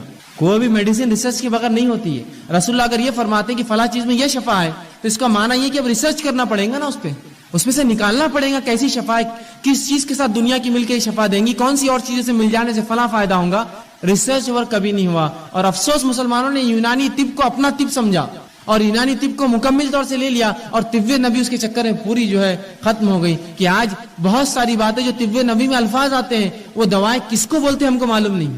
وہ تو تبھی معلوم ہو سکتا تھا جب اس زمانے کے بعد سے لے کر مسلمان اس کو استعمال کرتے رہتے، اس پہ تجربات کرتے۔ افسوس کہ اتنا زبردست ذریعہ طب کا ہم نے کھو دیا۔ لیکن پھر بھی کچھ باتیں جو آتی رکھنے کی کوشش کرتا ہوں، وہ جو جس سے رسول اللہ صلی اللہ علیہ وسلم نے شفا کے لیے استعمال کی دواؤں کے طور پر، سب سے پہلے جو حدیث میں آتا ہے وہ یہ کہ آپ شہد سے علاج کیا کرتے تھے۔ ایک مرتبہ ایک شخص آیا کہ اللہ کے رسول صلی اللہ علیہ وسلم میرے بھائی کو جو ہے پیٹ خراب ہو چکا ہے، اسے دست ہو رہے ہیں، آپ صلی اللہ علیہ وسلم نے کہا اسے شہد کھلاؤ۔ وہ گیا شہد کھلا کر آیا، کہا اللہ کے رسول اور بڑھ چکے ہیں، کہا اور کھلا، پھر اس نے کھلا کر آیا، کہا اللہ کے رسول صلی اللہ علیہ وسلم اور بڑھ چکے ہیں، کہا اور کھلا، 3 مرتبہ کھلانے کا حکم دیا۔ پھر وہ آ کر کہا اللہ کے رسول اور اس کے جو ہے دست بڑھ گئے ہیں، تو کہا اللہ کی کتاب سچی ہے، تیرے بھائی کا پیٹ جھوٹا ہے، اسے اور کھلا شہد، اس لیے کہ اللہ نے شہد کے تعلق سے کہا اس میں شفا ہے، تو اللہ کی کتاب سچی ہے، تیرے بھائی کا پیٹ جھوٹا ہے، اسے اور کھلا۔ جب اور کھلایا گیا تو ان کو شفا مل گئی اس چیز سے۔ آپ دیکھ رہے ہیں جہاں شہد کھلایا گیا وہیں عقیدہ دیکھیے ساتھ میں، کھلا اس کو، اس میں شفا ہے، بس اگر کہہ دیا تو کہہ دیا، یہ نہیں کہ اور عموماً دیکھے تو شہد کھلانے سے بہت سے لوگوں کے جو ہے دست اور بڑھ جائیں گے، ظاہر تو یہ دکھتا ہے لیکن اس میں شفا ہے، وہ شفا اور فائدہ دیتا ہے۔ اس لیے کہ کبھی دست کا روکنا درست ہوتا ہے اور کبھی ان کا نکل جانا اچھا ہوتا ہے، تاکہ بیماری جو اندر ہے جراثیم پورے نکل جائے پیخانے کے ذریعے۔ تو کہا تیرا بھائی کا پیٹ جھوٹا ہے، اللہ کی کتاب سچی، اور کھلا اس کو ایک بار، اور کھلایا، دست بند ہو گئے، شہد کے ذریعے شفا۔ اسی طرح آپ صلی اللہ علیہ وسلم نے زمزم کا استعمال کیا شفا کے لیے، اور فرمایا زمزم جس نیت سے پیا جاتا ہے اللہ اس میں شفا رکھتا ہے۔ تو یہ علاج بھی ہم کر سکتے ہیں کہ جب حج کو جانا ہو، عمرے کو جانا ہو، جو لوگ جاتے ہیں آپ ان کو کہیے کہ بھائی زمزم ہمارے لیے لائیے، یا خود گئے تو خوب پیجیے اس نیت سے کہ اللہ فلاں مرض کے لیے شفا، فلاں مرض کے لیے شفا، فلاں، اس لیے کہ زمزم جس نیت سے پیا تھا فرماتے ہیں اللہ نے اس میں شفا رکھی ہے اس پانی کے اندر، تو زمزم کا استعمال کیجیے دوا کے لیے۔ اسی طرح گائے کا دودھ یہ بھی بڑا مفید ہے، یاد رکھیے آپ صلی اللہ علیہ وسلم فرماتے ہیں کہ گائے کا دودھ پیا کرو، اس میں شفا ہے، اور اس کے پنیر کو کھایا کرو، اس میں بھی شفا ہے، اس لیے کہ گائے مختلف قسم کے جو ہے جھاڑ کھاتی ہے جس کی وجہ سے اس کے دودھ میں شفا ہوتی ہے، لیکن اس کے گوشت میں بیماری ہے۔ کیا فرما رہے آپ صلی اللہ علیہ وسلم؟ گائے سے علاج کیا کرو، اس کے دودھ میں شفا ہے اور اس کے پنیر میں شفا ہے، لیکن فرمایا اس کے گوشت میں بیماری ہے۔ لیکن ہمارے پاس تو گائے کے گوشت کا معاملہ کیا ہوتا ہے آپ سب جانتے ہیں، اس کے بغیر کوئی دعوت مکمل نہیں ہوتی، اور اس حد تک اس کو کھایا جاتا ہے کسی کو انتہا نہیں۔ آپ کھا سکتے ہیں، حلال ہے، یہ حرام نہیں ہے، لیکن اگر بکثرت اس کو کھائیں گے تو اس میں بیماری ہے، یاد رکھیں کہ رسول اللہ نے واضح اور ایک نہیں ایسی 5 سے 6 روایت ہے جس میں کہا اس میں بیماری ہے، اس کے گوشت میں بیماری ہے۔ تو آپ نے فرمایا اس کے دودھ میں شفا ہے، اس کے پنیر میں شفا ہے، اس لیے کہ گائے چرتی ہے اور بہت سارے مختلف جھاڑ کھاتی ہے جو بیماری کا علاج ہوتے ہیں، تو اس کو پینا چاہیے، اس کے دودھ کو، اس کے پنیر کو، اور کہا اس کے گوشت کے تعلق سے احتیاط کرنا، اس میں بیماری ہے، تو حلال ہے ایسا گوشت کھانا، لیکن بکثرت کھائیں گے تو بیماری ہو سکتی ہے، یاد رکھیں۔ رسول اللہ نے فوراً وضاحت کر دی اس میں بیماری، اور تمام احادیث صحیح ہے، یاد رکھیں۔ تو گائے کے دودھ سے علاج کروائیے، اسی طرح بچوں کو پلائیے، خود پیجیے بیمار ہو تو، بڑا شفا اس میں فائدہ ہے۔ اسی طرح آپ نے زیتون کے تیل کے تعلق سے کہا، زیتون کے تیل میں بھی شفا ہے، کوشش کریں کہ زیتون کا تیل ہم استعمال کریں۔ اب لیکن بہرحال اب کیسے استعمال کریں، اس کو تو ظاہر سی بات ہے تجربات کرنے پڑیں گے۔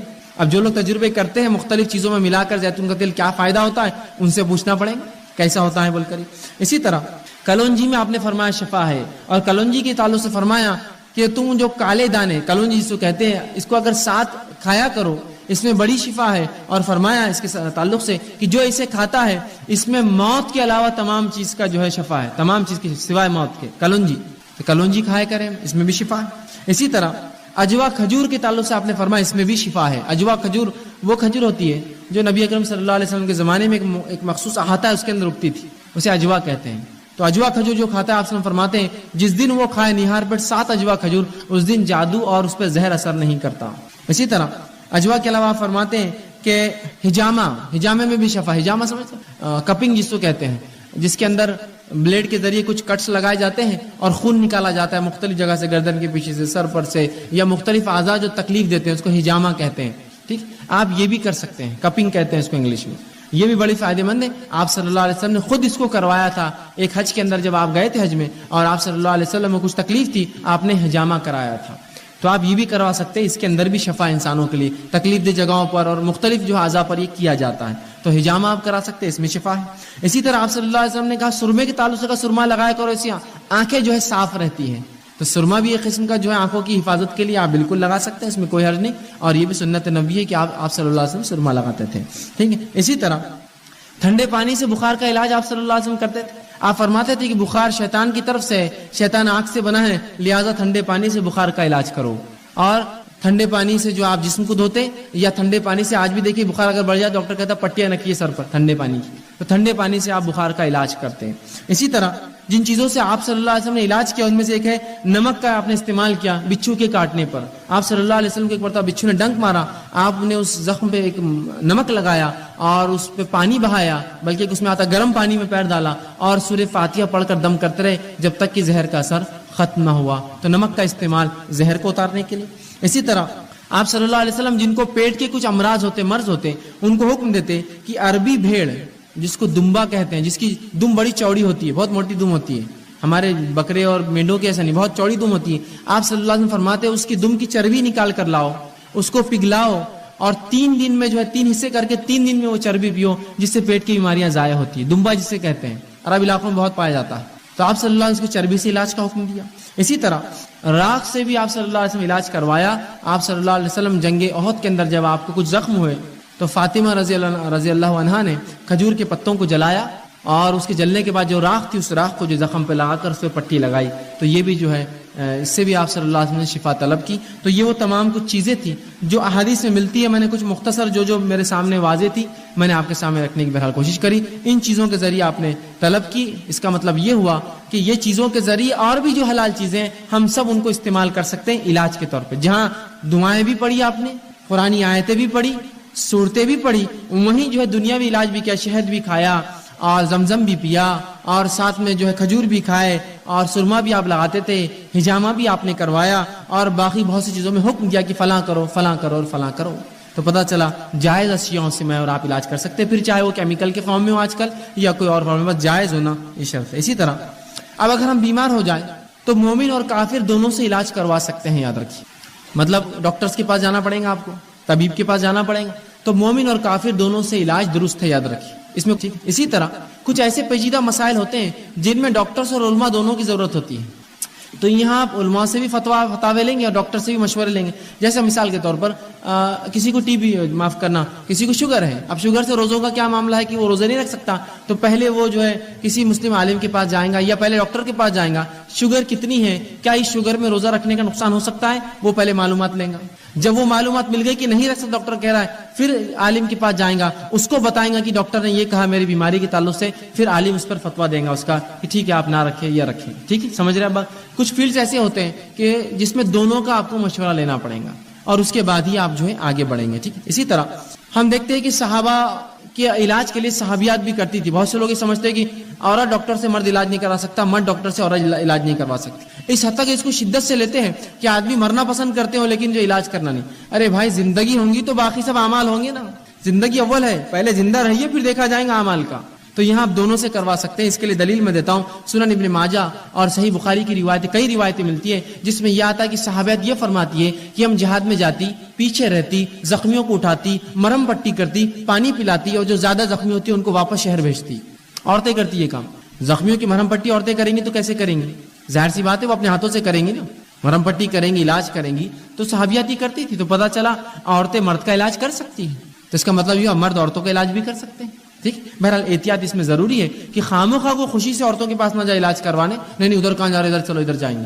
یہ غلط ہوگا، اس لیے کہ حرام ہے. آپ خامخواہ کیوں جا رہے ہیں؟ اور اسی طرح خامخواہ کو عورت مرد کے پاس نہ، جب کہ عورت موجود ہے. نہیں وہ بہت ہی نکچڑی دکھتی ہے، ہم کو فلاں کرتی ہے، آدمی کتنی اچھی باتیں کرتے ہیں اپنے سے، فلاں نہیں جا سکتے آپ. اس کا نکچڑا پن درست ہے آپ کے لیے، لیکن کسی آدمی کے پاس آپ نہیں جائیں گے عورت کے ہوتے ہوئے. ٹھیک، تو یہ بہرحال ترجیحات ہوں گی. اسی طرح جب بیماری جب انسان کو ہوتی ہے تو بیماری سے پہلے احتیاط ضروری ہے. انگلش میں بھی ایک مثال ہے، prevention is better than cure.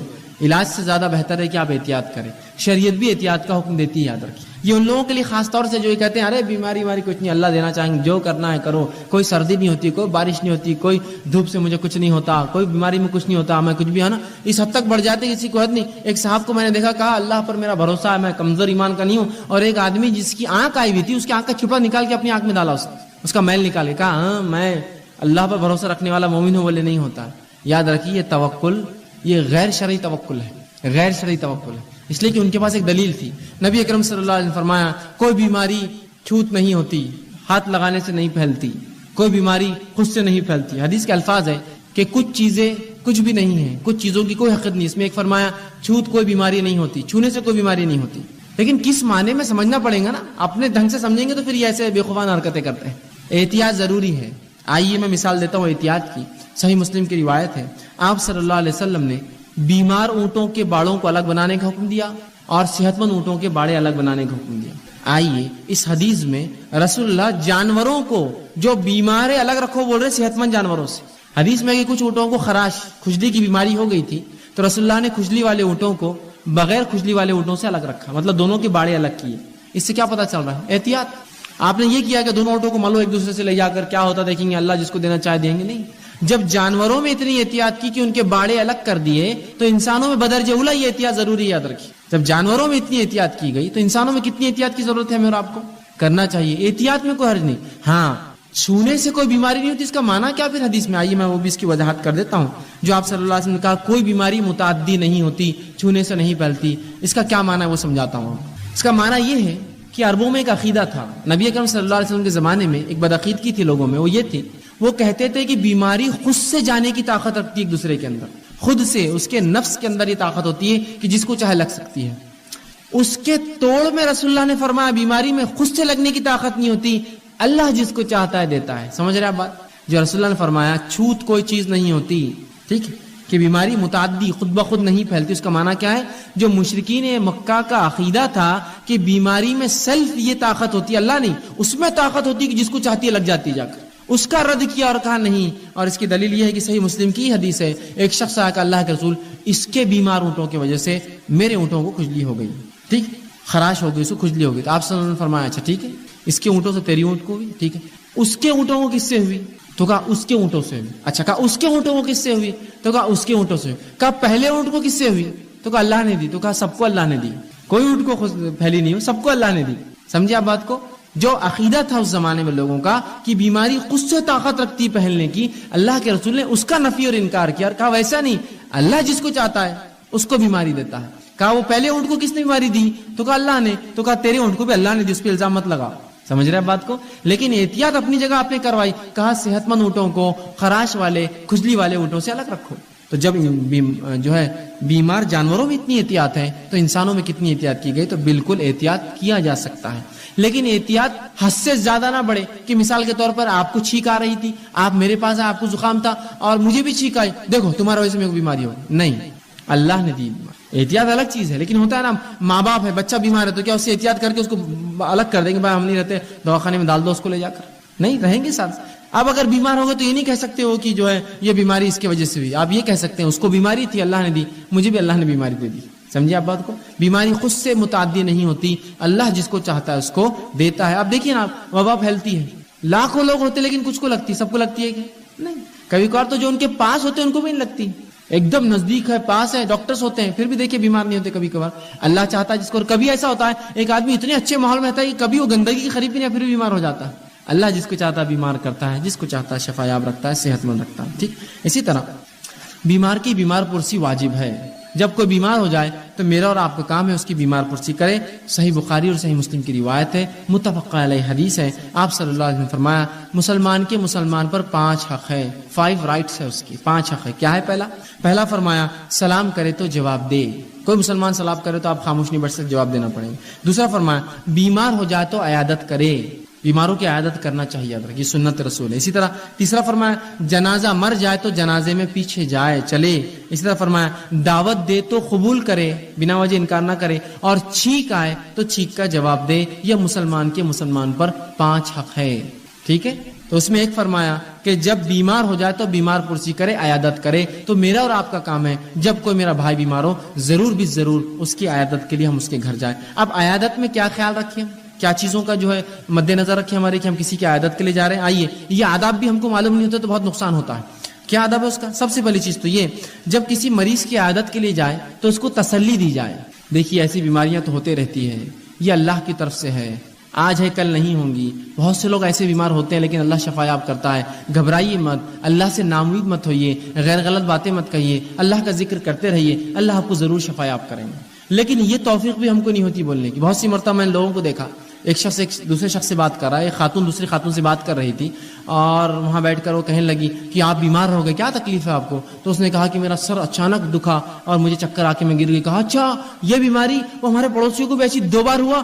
انہیں بولا اس کے بعد کیا؟ اور وہ مر گئی تیسرے دن. اب وہ بیچاری کا کیا حال ہوا ہوگا. اور ایک نہیں, پھر انہوں نے لسٹ شروع کر دیے. وہ دیکھو ان کی بچی کو ہوا 5 دن میں مر گئی, ان کی بچی کو ہوا 3 دن میں مر گئے, ان کو ہوا اب تک پاگل ہے. اب یہ ویسے ہی بیمار بیچاری خاتون, اس کی باتیں سن کے وہ 100% بالکل اب مر جائیں گی, نہیں مرنے والی تھوڑے دن میں. یہ طریقہ ہے بیمار کی عادت کا. تسلی دیجیے اس کو, کتنا بھی بڑا مرض ہو تو یہ کہیے امید کیجیے اللہ سے, اللہ شفا دے آپ کو. امید کرتے اپنے رب سے ہم کہ ہمارا رب آپ کو, مطلب اللہ آپ کو شفا دیں گا. یا ایک شخص بیمار تھا, ایسے واقعہ سنائی جو بیماری میں بچ گئے. ہو سکتا ہے بہت سے مرے بھی ہوں گے اس بیماری میں, لیکن کیوں ضرورت ہے سنانے کی؟ نہیں, دیکھیے وہ فلاں تھے, لوگوں نے کہہ دیا تھا کہ وہ بچ نہیں سکتے, کہ الحمدللہ آج اللہ نے زندگی دی ہے, آپ دعا کیجیے اللہ سے, دعا کرتے رہیے, اللہ شفا دیں گا. یہ ادب ہے اس کا کہ جب کسی کے پاس جائے تسلی دے, اور نہ صرف اس کو تسلی دے بلکہ دوسروں کو بھی کہے کہ اللہ اس کو شفا دے گا, امید کرتے ہیں. نبی اکرم صلی اللہ علیہ وسلم کی بیماری میں علی بن ابی طالب رضی اللہ عنہ گئے اور رسول اللہ سے ملاقات کی. جب نکلے صحابہ نے پوچھا کیسے ہے, تو کہا ٹھیک ہے, اللہ شفا دے دیں گا. یہ نہیں کہا کہ حالانکہ آپ سے بہت بیمار تھے, لیکن پھر بھی تسلی دی تاکہ قوم میں نے تو ایک جذبہ جاگ جائیں گا, یا پتہ نہیں غیر غلط حرکتیں کریں گے, لوگ روئیں گے, چلائیں گے, اور پتہ نہیں کیا کیا سوچیں گے. تو کہا اللہ ٹھیک ہے, شفا دے دیں گا. یہ نہیں کہا کہ بہت مزہ, اب تو پتہ نہیں بچتے رسول اللہ, ان کا اللہ شفا دے دیں گا. لیکن بات ہم کو پتا ہے کہ 3 دن بعد رسول اللہ صلی اللہ علیہ وسلم کا انتقال ہو گیا اس میں. تو آپ دیکھیے تسلی دینا ہے, یہ نہیں کہ آپ ایسے واقعہ سنا جس میں اس کا بالکل دل توڑ دے, بالکل اس کو جو ہے کہہ دے کہ مر جائیں گے تم جیسا, وہ مر گیا, یہ مر گئی, فلاں ہو گیا. اچھی بات. دوسرا, زیادہ دیر نہ بیٹھے. نبی اکرم صلی اللہ علیہ وسلم جب عیادت کے لیے جاتے, فوراً جاتے, بات کرتے اور نکل جاتے. اب ہمارے پاس عیادت کا معاملہ یہ ہوتا ہے کہ اب چچا بیمار عیادت کو جائیں گے تو آرام سے اپن 12 بجے جائیں گے, ظہر اور وہاں پڑھیں گے, دوپہر کا کھانا کھائیں گے, اور اس کے بعد آرام سے کھا کر عصر کے بعد نکل کے پڑھ کے مغرب کو گھر پہنچیں گے. یہ کوئی طریقہ ہے؟ اور عورتیں بہت سی بار, بھائی کہاں جا رہے ہو, بیمار ہیں ان کی عیادت کے لیے جا رہے ہیں, ارے اتنا سامان سلوک, بچوں کی پھالیاں سب لے کر اب آرام سے رک کے آرام سے دیکھ کر آئیں گے نا مریض کو, اور جا کر آرام سے گھر میں بیٹھ کر ظہر کی نماز ہو گئی, پھر کھانا امید کر رہے, اور آئے بعد کھانے میں نقص چڑے بھی نکالتے. دیکھو نمک کم ڈال کے لائے تھے, ہلدی دیکھے کتنی زیادہ تھی, اور دیکھو خالی بڑے کا بنا ہے, ہم آئے تو کم از کم چھوٹے کا تو بنانا تھا ہمارے لیے. بیمار کی عادت میں تم دینا چھوڑ کر اس سے امیدیں کرتے ہیں. بہت سے لوگ تو اس حد تک ہو جاتے ہیں کہ دواخانے میں جاتے ہیں لوگوں کو دیکھنے, وہ بیچارہ اپنی بیماری میں پریشان, اور آئے بعد بولتے چائے تک کو نہیں پوچھے. شرم آنی چاہیے تم کو. تم کچھ اس کے لیے لے جاؤ, وہ چھوڑ کر تم اس سے امید کرتے ہو چائے کی. تو یہ اخلاق بھی ہم نے نہیں سیکھی, کیسے لوگوں سے بات کی جائے, بیمار کے ساتھ کیا کیا جائے. نبی اکرم صلی اللہ علیہ وسلم بیمار کے پاس جاتے, فوراً بات کرتے, دعائیں دیتے, کیسے پوچھتے اور نکل جاؤ, رکتے نہیں. ہو سکے تو آپ تحفہ دیجیے بیمار کو, اس لیے کہ تحفے تحائف انسان کو خوش کرتے ہیں, اور ایسا تحفہ دیجیے جس کو دیکھ کر وہ خوش ہو جائے. اس میں پیسے فضول خرچی نہ ہو, اس کی صحت کے لیے فائدہ مند ہو, جیسے آپ پھل دے سکتے ہیں اس کو, یا کچھ ایسی چیزیں جس سے وہ خوش ہو جاتا ہے, جس کو دیکھ کر ہوتا ہے نا بچہ ہے, کچھ کھلونا دے دیا آپ نے, اس سے وہ خوش ہو جائے. اسی طرح کھانے کے لیے کچھ لے گئے آپ جس سے اس کو صحت یابی ہو جائے, یا کچھ جوس لے گئے, کچھ بھی ایسا جس سے نفع ہو اور اس کو خوشی ہو, ایسے آپ تحفے تحائف بھی دے سکتے. کوئی انسان بیمار ہے, اس کو خوشبو کا بڑا شوق ہے, ایک عطر لے کے چلے گئے آپ جس سے وہ خوش ہو گیا دیکھ کر, کچھ بھی جس سے اس کو راحت ملے, تھوڑی دیر کے لیے رفاقت ملے, تھوڑی دیر اپنی بیماری بیچارہ بھول جائے, یہ بھی کرنا سنت. یاد رکھیے آپ تحفے تحائف بھی اس کو چھوٹے موٹے ہی صحیح آپ اس کو بالکل دیجیے, دے سکتے ہیں. اسی طرح آپ صلی اللہ علیہ وسلم بخاری کی روایت آپ فرماتے ہیں لا باسا طہور انشاءاللہ.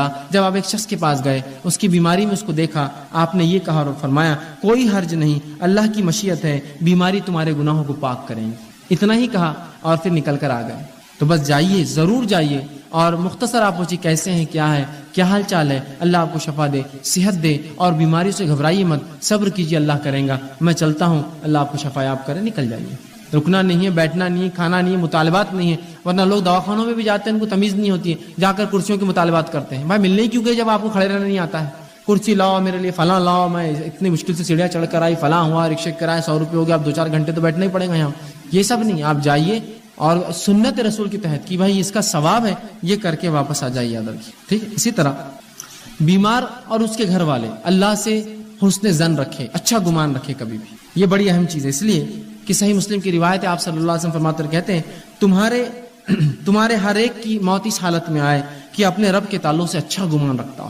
بیمار اور اس کے گھر والے اللہ سے اچھا گمان رکھے, یہ بیماری اس کی جو ہے گناہوں کو صاف کر دیں گی, یہ بیماری آخرت کے لیے اس کو ثواب دیں گی. یہ بیماری کے ذریعے اللہ رب العزت ہماری آزمائش کر رہا ہے, ہم اس پہ صبر کریں. ہمیشہ اچھا گمان, برا گمان نہیں. اللہ میرا ہی گھر ملا تھا, میرے بچے ملے تھے کیا, ان کے 10 بچے پورے صحت مند ہیں, میرا ایک ہی بچہ روز بیمار ہو جاتا ہے, فلاں, یہ سب نہیں. اللہ نے چاہا آپ کا ایک ہے کہ بیمار کر رہا ہے, ان کے 10 صحت در, اللہ کی مرضی ہے.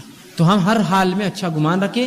رسول اللہ فرماتے تم میں سے کوئی شخص ایسا نہ ہو جس کی موت جو ہے ایسی حالت میں آئے کہ وہ اللہ سے اچھا گمان نہ رکھتا ہو. مطلب اچھا گمان رکھیے اللہ سے, کہ اگر موت کے قریب بھی تو اچھا گمان اللہ بدلا دے گا. اور ایک صحابی کا واقعہ میں نے آپ کو سنایا تھا, نبی اکرم صلی اللہ علیہ وسلم فرماتے ہیں, حدیث میں آتا ہے کہ ایک صحابی رسول موت کے قریب تھے, آپ صلی اللہ علیہ وسلم وہاں گئے اور کہا کیسا لگتا ہے, تو کہا جو ہے خوف کھاتا ہوں, ڈرتا ہوں اللہ کی جہنم اور اس کے عذاب سے. کہا ٹھیک. اس کے بعد پھر پوچھا آپ کیسا لگتا ہے, تو کہا امید کرتا ہوں اللہ سے جنت کی اور اس کی مغفرت کی. کہا ہاں, جو ایسی موت مرا خوف اور امید کے بیچ میں اللہ سے حسن ظن رکھتے ہوئے, یہ درست مرا, اس کی موت درست ہے. تو حسن ظن رکھیے اپنے رب سے. بیمار کے گھر والے بھی, بیمار بھی, کبھی بھی بدگمانی نہ کرے کہ اللہ نے مجھے کیوں دے دیا, میں تو ابھی زندہ رہنا چاہتا تھا, ابھی تو میرے بچے کی بھی شادیاں نہیں ہوئی, لوگ تو پوتوں کی شادیاں دیکھ کے مرتے ہیں, میرا تو ابھی کچھ ہوا بھی نہیں, فلاں بھی نہیں. یہ سب نہیں. اللہ نے جیسا چاہا, کچھ لوگوں کو 100 سال زندگی دی, کچھ کو 80 سال دی, کچھ کو 50 سال دی, کچھ کو زندگی نہیں دی, کچھ پیدا ہوتے ہی مرتے ہیں, کوئی ماں کے پیٹ میں مر جاتے ہیں, کوئی 10-12 دن میں مرتے ہیں. ہر کسی کا ٹائم لکھا ہے, بس جتنا ٹائم ملا اتنے ٹائم کو صحیح استعمال کرنا, یہ اصل چیز ہے میرے اور آپ کے لیے. اور جب انسان شریعت کے مطابق کام کرتا ہے تو چھوٹی چھوٹی عمروں میں بھی ایسے کام کر جاتا ہے جو بہت طویل عمر پا کے بھی انسان نہیں کر پاتا ہے. صحابہ کو دیکھیے, محدثین کو دیکھیے, چھوٹی چھوٹی عمریں ہیں, بڑے بڑے کارنامے ہیں ان کی. یقینی آپ کہیں گے ایک آدمی لکھ رہا ہے فلاں, جیسا کہ بہت سے تابعین, تابعین اور سلف صالحین ہیں جنہوں نے زندگی میں اتنی کتابیں لکھی, کتابوں کی لسٹ بنانا مشکل جاتا ہے. کبھی آدمی سوچتا ہے کیسے لکھتے ہوں گے, 60 سال 70 سال 40 سال میں انتقال کر گئے. یہ زندگیوں میں اللہ برکت دیتا ہے, کم عمروں میں زیادہ کام لے لیتا ہے. ٹھیک ہے, تو اللہ نے جو دیا اس میں شکر کرے اور ہمیشہ حسن ظن, اچھا گمان رکھے. اسی طرح جو شخص موت کے قریب ہو جائے, اب علاج بھی کروا رہے ہیں, سب کچھ ہو رہا ہے, لیکن موت تو آنی ہے نا. آپ صلی اللہ علیہ وسلم فرماتے ہیں, صحیح مسلم کی روایت ہے, اگر انسان کے پاس 100 بیماریاں ہوں, 100 بیماریاں بھی ہو, اور اس میں سے ایک بھی اس کو نہ لگے, تب بھی موت تو آنا, اس لیے کہ بڑھاپا اس کو چھوڑنے والا نہیں ہوتا ہے نا. سب ٹھیک تھا, دل اچھا چل رہا تھا, بلڈ پریشر اچھا تھا, سب اچھا تھا, پھر بھی مر گئے, اس لیے کہ عمر کہ اگر 100 بیماریاں بھی انسان کو لگ سکتی اور ایک بھی نہ لگے, تب بھی موت تو آنا, اس لیے کہ بڑھاپا تو لگا ہوا ہے. سب سے بڑی بیماری ہو تو مرنا تو ہے ہی, سب کو تو مرنا تو ہے. تو اگر موت کے قریب کوئی شخص ہو جائے تو لا الہ الا اللہ کی اس کو تلقین کرے. تلقین مطلب اس سے کہے کہ لا الہ الا اللہ پڑھو, اور خود بھی وہاں لا الہ الا اللہ محمد رسول سے پڑھے, تاکہ اگر وہ ہوش میں نہ بھی ہو تو اپنے ہوش میں آنے سے پہلے, یا اسے کان سنتے رہتے ہیں, کبھی کبھار آدمی کی آنکھیں بند ہوتی ہے, وہ بھی کلمہ پڑھنا شروع کر دے لا الہ الا اللہ. تو تلقین کیا کیجیے, یہ ایک اچھا عمل ہے. اور آپ صلی اللہ علیہ وسلم نے اس کے تعلق سے فرمایا اور کہا, صحیح مسلم کی حدیث ہے, لقنوا امواتکم لا الہ الا اللہ، تلقین کرو اپنے موت کے قریب لوگوں کو لا الہ الا اللہ۔ اور آگے فرماتے ہیں، وہ سنن ابو داؤد کی روایت میں ہم نے فرمایا من کان آخر کلامہ لا الہ الا اللہ دخل الجنہ، جس کا آخری کلمہ یہ رہا لا الہ الا اللہ وہ جنت میں جانے والا ہے۔ اس لیے کہ میں نے جیسا اس سے پہلے بتایا تھا، جیسی موت ہوں گی ویسا اٹھیں گا، کلمہ پڑھتے ہوئے مرا کلمہ پڑھتے اٹھیں گا، طواف کے دوران مرا طواف کی حالت میں اٹھیں گا، جہاد کی حالت میں مرا مجاہد اٹھیں گا، ظاہر سی بات ہے، نماز کی حالت میں مرا نمازی اٹھیں گا، سجدے کی حالت میں مرا سجدہ لا الہ پڑھتے لا الہ، گانا گاتے ہوئے مرا تو گانا گاتے ہوئے اٹھیں گا، شراب کی حالت میں مرا شرابی اٹھیں گا، زنا کی حالت میں مرا زانی اٹھیں گا، بدکاری میں اور گناہ میں مرا تو گناہ میں اٹھیں گا، سیدھی سی بات۔ تو کہ من کان آخر کلمہ، جس کے آخری کلمات یہ لا الہ الا اللہ دخل الجنہ، اس کے لیے تو پھر جنت ہے۔ ایک حدیث میں فرمایا جس کا اول کلمہ لا الہ الا اللہ ہو اور آخر کلمہ لا الہ وہ جنت میں، مطلب جب بات کرے بچہ تو لا الہ کہے اور جب مرے تو یہ بھی جنتی ہے، ٹھیک۔ تو لا الہ الا اللہ کی تلقین ضرور کرے ایسے لوگوں کو جن کو لگتا ہے کہ موت کے قریب ہے، ٹھیک ہے۔ اسی طرح ان لوگوں سے جو موت کے قریب ہو جائے، جن کی آپ تلقین کر رہے ہیں، ان کو کوئی چیز پلانے اور کھلانے کی کوشش اور خاموخواہ چیزیں باتیں نہ کریں۔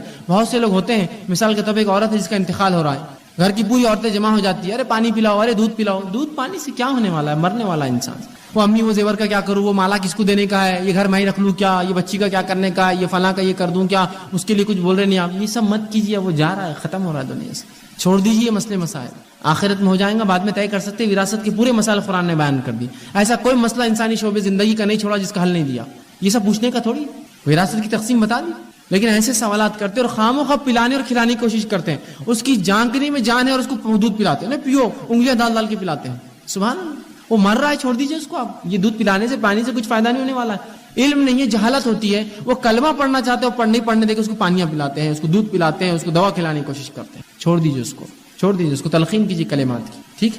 تو کچھ پوچھنے کی، وراثت کے تعلق سے یہ سب پوچھنے کی ضرورت نہیں ہے، پانی پلانے کی اور دودھ پلانے کی، بلکہ آپ اس کو تلقین کیجیے اور جو ہے اس کو اور بڑھاوا دیجیے کہ فلاں چیز پڑھو، فلاں چیز پڑھو۔ اسی طرح موت کی علامتیں اگر ظاہر ہو جائے تو، ابھی تو یہ موت سے پہلے کچھ ایسا لگ رہا ہے کہ مر جائیں گے، موت کی علامتیں ظاہر ہونا شروع ہو گئی کسی انسان پر، تب ہم کیا کریں گے؟ تو جب کسی انسان پر موت کی علامتیں ظاہر ہو جائے، اس لیے کہ بیماری کا خاتمہ موت ہی ہے، زندگی کا خاتمہ بھی موت ہے، بیماری یا تو شفا یاب ہوں گی یا تو پھر انسان مر جائیں گا، دو ہی چیزیں ہو سکتی ہیں۔ تب کیا کریں؟ تو سب سے پہلا کام یہ کریں گے، جب موت کے علامتیں ظاہر ہونا شروع ہو تو اس کو دائیں پہلو پر لٹانے کی کوشش کریں، اگر آسانی سے ہو تو سیدھے ہاتھ کی طرف کروٹ، سیدھی کروٹ جو بولتے ہیں، اور اس کا چہرہ ایسی کروٹ کرے سیدھی ہاتھ کر کے کہ قبلے رخ ہو جائے، پاسبل ہو تو، ضروری نہیں، ممکن ہو تو، مثال کے طور پہ پیشنٹ ایسا لیٹا ہوا ہے، قبلہ یہ طرف ہے، سیدھے ہاتھ پہ کر دیجیے تو اس کا منہ قبلے کی طرف ہو جائے، تاکہ قبلے کی طرف اس کا منہ ہو جب اس کا انتقال ہو۔ اس لیے کہ رسول اللہ صلی اللہ علیہ وسلم نے فرمایا کہ قبلہ کعبہ ہمارے مردوں اور زندوں دونوں کا قبلہ ہے، اور ہر عمل کوشش کرنا چاہیے کہ قبلے کی طرف دیکھ کر انسان کرے، یہ افضل ہے، ضروری نہیں، نماز تو فرض ہے قبلے کی طرف دیکھ کر پڑھنا، لیکن باقی اعمال میں بھی کوشش کر سکتے ہیں، جیسے قرآن پڑھنا ہے تو قبلے کی طرف، دعا کرنا ہے تب بھی کر سکتے ہیں، اس لیے کہ کعبہ ہمارا قبلہ ہے اور کوشش کرنا چاہیے ہر عبادت میں اس کی طرف منہ ہو ہمارا، لیکن کوئی ضروری نہیں، نماز چھوڑ کر باقی چیزوں میں سنت ہے، کوشش کریں۔ تو اب مردہ مرنے پہ بیچارہ شخص جو مریض ہے اس کو بھی آپ کوشش کریں آسانی سے، اس کے جسم کے اعتبار سے، حالات اور سہولت کے اعتبار سے، کوئی ضروری نہیں کہ آپ کھینچتان کریں بیچارے کے ساتھ، اگر سہولت ہو تو کر دے سیدھے طرف اور چہرہ ادھر ہو جائے، لیکن اگر ویسا پاسبل اگر نہیں ہے تو اس کا چہرہ قبلے کی طرف کرنے کی کوشش کرے، وہ تو ہو سکتا ہے، اگر وہ سیدھے طرف نہ بھی ہو، اگر وہ سیدھا لیٹتا ہے، مطلب چت لیٹ رہا ہے، اس کو سیدھا ہونا نہیں آتا ہے، کروٹ نہیں لے سکتا ہے، تو آپ اس کو سیدھا ہی رہنے دیجئے، اس کا چہرہ قبلے کی طرف کر دیجئے۔ اب چہرہ قبلے کی طرف کیسا کریں گے ایک انسان کا؟ ظاہر سی بات ہے، اس کے پیر قبلے کی طرف کریں گے تو چہرہ قبلے کی طرف ہو جائیں گے، سیدھی سی بات ہے۔ جب پیر قبلے کی طرف ہوں گے تو خود بخود چہرہ قبلے کی طرف ہوگا نہیں ہوگا؟ تو یہی ہے، یاد رکھیے، بہت سے لوگ بولتے ہیں مرنے کے بعد پیر قبلے کی طرف کرنا، پیر قبلے کی طرف نہیں میرے بھائی، اس کا چہرہ کر رہے ہیں ہم۔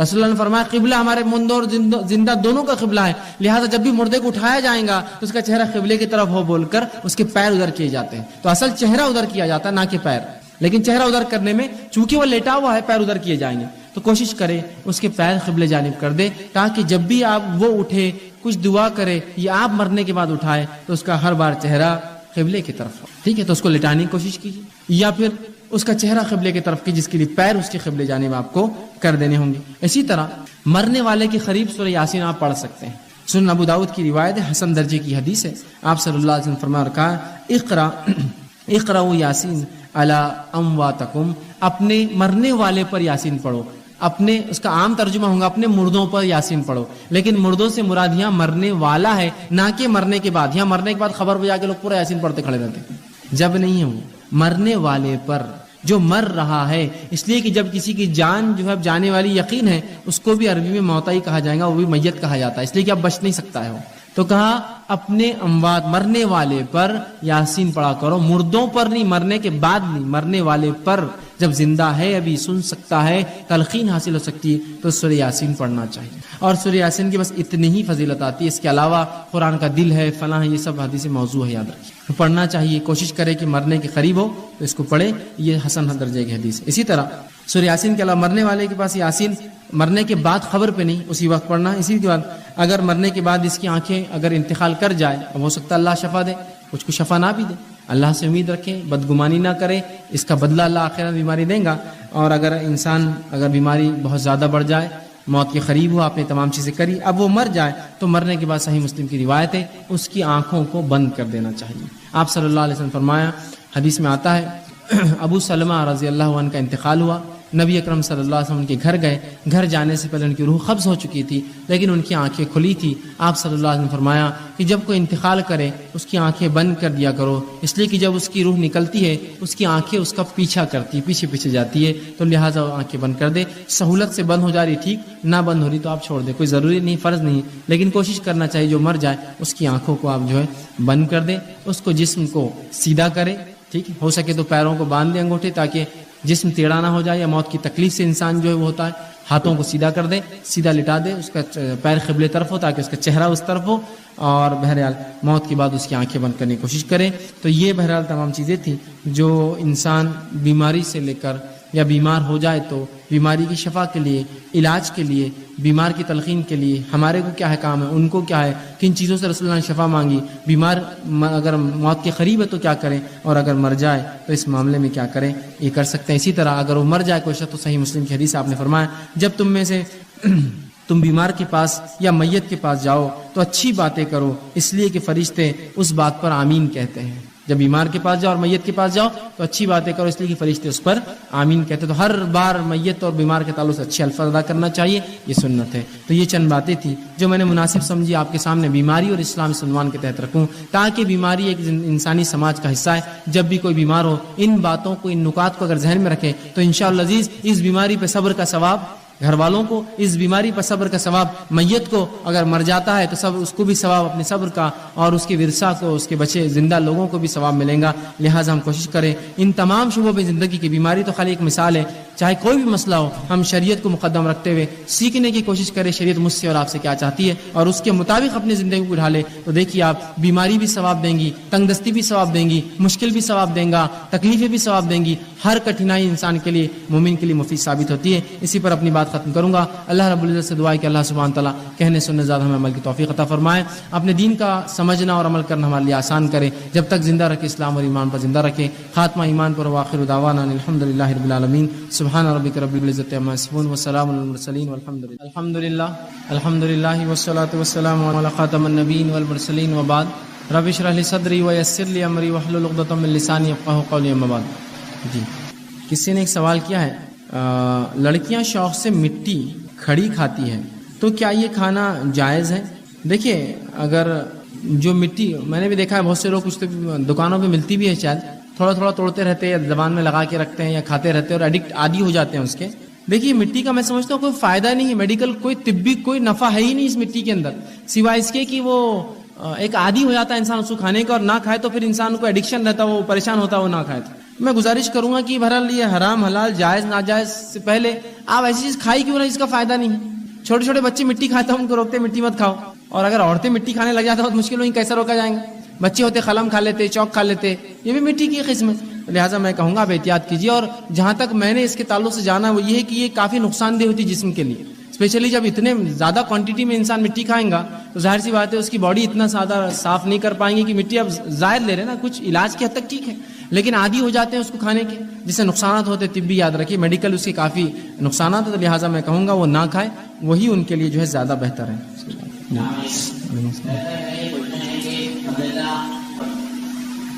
میں نے ایک سوال کیا کہ بہت ساری چیزیں ہوتی ہیں جو انسان دوا کے طور پر لیتا ہے لیکن اس میں الکوہل ہوتا ہے، اس معاملے میں کیا کریں؟ تو دیکھیے، ایسی دوا جس میں ایز اے میڈیسن الکوہل دیا جائے کہ اس سے شفا ہوں گی الکوہل سے، تو اس کا تو کوئی فائدہ نہیں ہے. اس لیے کہ نبی اکرم صلی اللہ علیہ وسلم وضاحت کر دی کہ اللہ رب العزت نے نشے میں علاج نہیں رکھا، نشے میں علاج نہیں یاد رکھی، یا ایسی چیزوں میں جس کو حرام قرار دیا، اس حرام میں انسانیت کے لیے کوئی جو فائدہ مند چیز یا نفع والی چیز نہیں یاد رکھی. تو یہ تو حدیث میں واضح ہو گیا. تو اگر کوئی دوا کے اندر ایز اے میڈیسن اگر الکوہل ہے تو وہ دوا کا تو کوئی بینیفٹ ہے ہی نہیں، اس لیے کہ اس میں شفا ہے ہی نہیں، سیدھی سی بات. لیکن کسی دوا میں ایز اے میڈیسن نہیں، ایز اے پریزرویٹو وہ ڈالا جاتا ہے کہ اس کی تحفظ ہو، اس کا حفاظت ہو، وہ دوا کافی دنوں تک اچھی رہے، ٹھیک، اور اس کا الٹرنیٹ کوئی سولوشن مارکیٹ میں موجود نہیں ہے. فار ایگزامپل آج کل الٹرنیٹ بہرحال بہت سی چیزیں آ چکی ہیں جس میں الکوہل کے علاوہ بھی چیزیں ڈالی جاتی دوا کی حفاظت کے لیے. لیکن اگر الٹرنیٹ موجود نہ ہو یا موجود ہو تو اس قیمت اور اس مقدار میں ہو کہ جو میں خرید نہیں سکتا ہوں، تب بہرحال اگر آپ ایسی دوا لے لیں جس میں اصل دوا الکوہل نہ ہو بلکہ ایز اے پریزرویٹو یا کوئی سائڈ کنٹینٹ ہو، تو بہرحال انہوں نے کہا کہ اس کا جواز دیا جا سکتا ہے اس شخص کو کہ جب الٹرنیٹ میڈیسن موجود نہ ہو اور ساتھ میں میڈیسن ہو تو اتنی کاسٹلی ہو کہ میں افورڈ نہیں کر سکتا ہوں، اور رہا معاملہ الکوہل ایز اے میڈیسن لینا تو اس میں تو کوئی شفا ہے ہی نہیں، اس میں تو کوئی فائدہ ہے ہی نہیں، تو بہرحال لے کر اس میں کوئی فائدہ نہیں، صرف سوائے اس کے کہ وہ ایز اے کنٹینٹ. لیکن بہت سی مرتبہ ہوتا ہے، کسی نے ایک سوال بھی کیا تھا پہلے دن کہ کچھ لوگ کھانسی کی دوائیں یا مختلف دوائیں جن کے اندر الکوہل کا کنٹینٹ کافی زیادہ ہوتا ہے ان کو دوا کے طور پر نہیں شوقیہ طور پر پیتے ہیں. تو یاد رکھیے یہ بھی نشہ ہے. انہوں نے پوچھا تھا کیا یہ بھی نشہ ہے شراب پینا؟ تو ہاں یہ بھی نشہ کرنا ہے، اس لیے کہ آپ دوا اس لیے نہیں پی رہے ہیں کہ اس دوا سے آپ کو صحت یابی ہو، بلکہ آپ دوا اس لیے پیتے ہیں کہ وہ جو کنٹینٹ ہے اس کا الکوہل، اس سے آپ کو فائدہ ہو جائے جو نشہ آپ کرنا چاہ رہے ہیں. تو یاد رکھیے یہ بھی نشہ ہے. تو لہٰذا ایسی دوائیں جن دواؤں کے اندر as a medicine as a دوا وہ الکوہل اگر کہتے ہیں تو پھر تو درست نہیں، اس لیے کہ حرام چیزوں میں شفا نہیں ہے.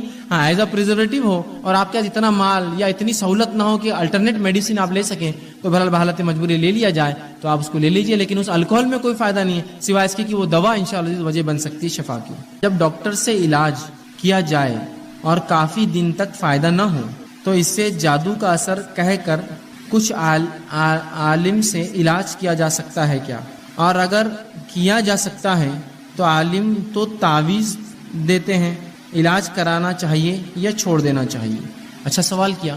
دیکھیے اگر کوئی بیمار ہو جائے، بیماری کا طویل عرصے تک وہ علاج کرے تو اس کو کہ کوئی کچھ لوگ کہتے ہیں کہ ابھی بیماری نہیں، کچھ تو بھی خاص ہے.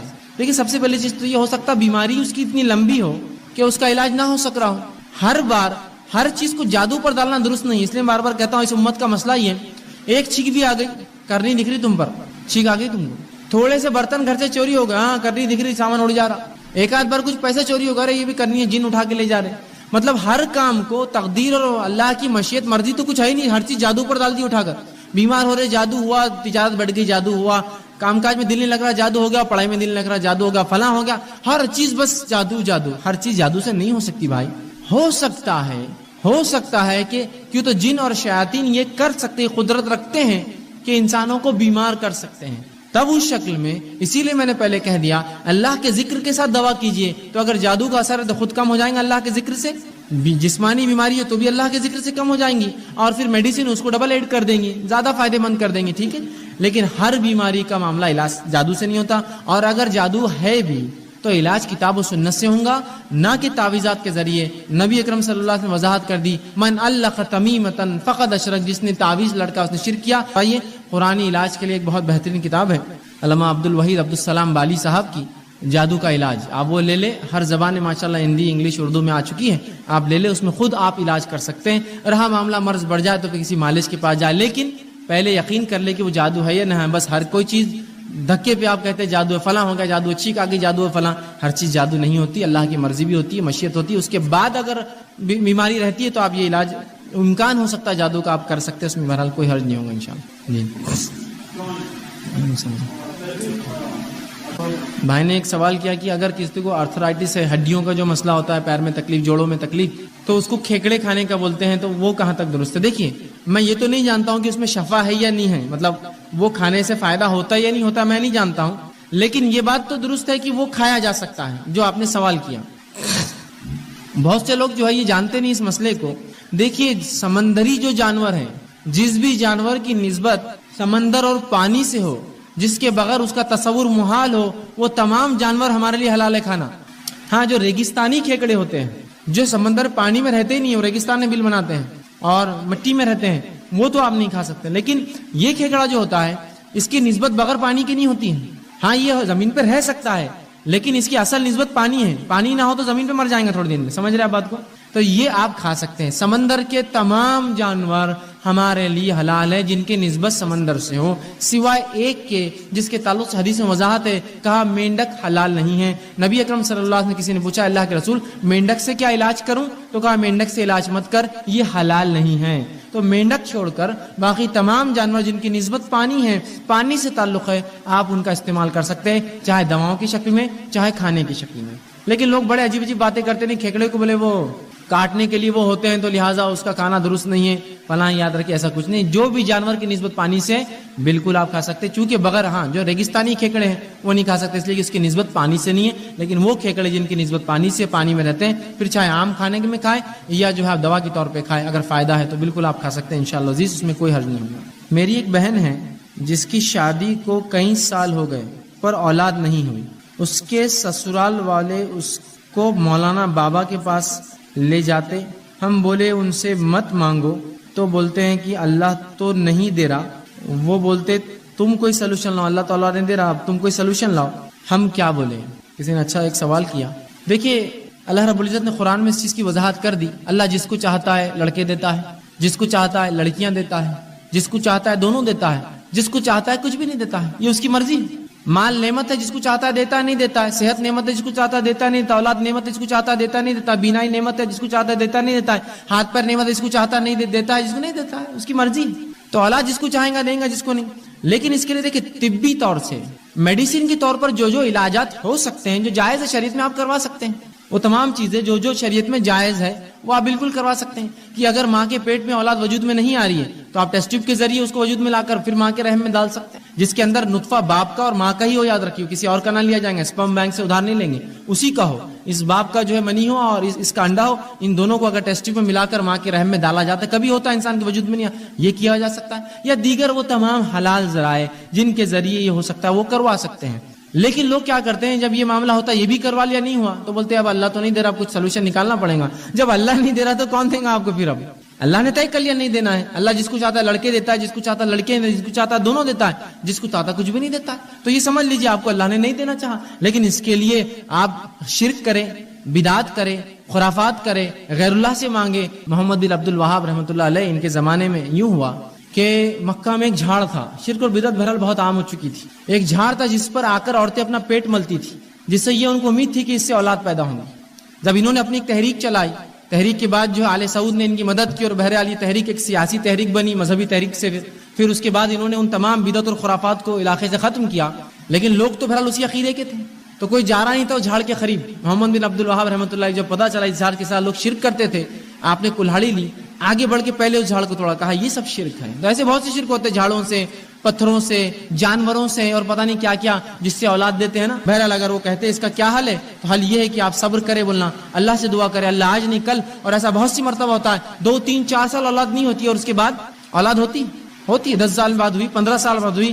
ایسے ہی واقعات دیکھے گئے کہ اولاد اس عمر میں ہوئی کہ ایک صاحب کو میں خود جانتا تھا ان کو ذاتی طور سے، ان کو 80 ایئر میں 80 سال کی عمر میں اولاد ہوئی تھی، پوری زندگی میں جو اولاد ہونے کے 5 سال بعد ان کی انتقال ہو گیا، 80 سال تک اولاد نہیں ہوئی، اس کے بعد ان کو ماشاءاللہ دیکھیے اللہ جس کو دینا ہے وراثت، اب بہرحال وارث چھوڑ کر گئے، اپنا ایک اولاد دی اللہ نے، ایک لڑکا دیا۔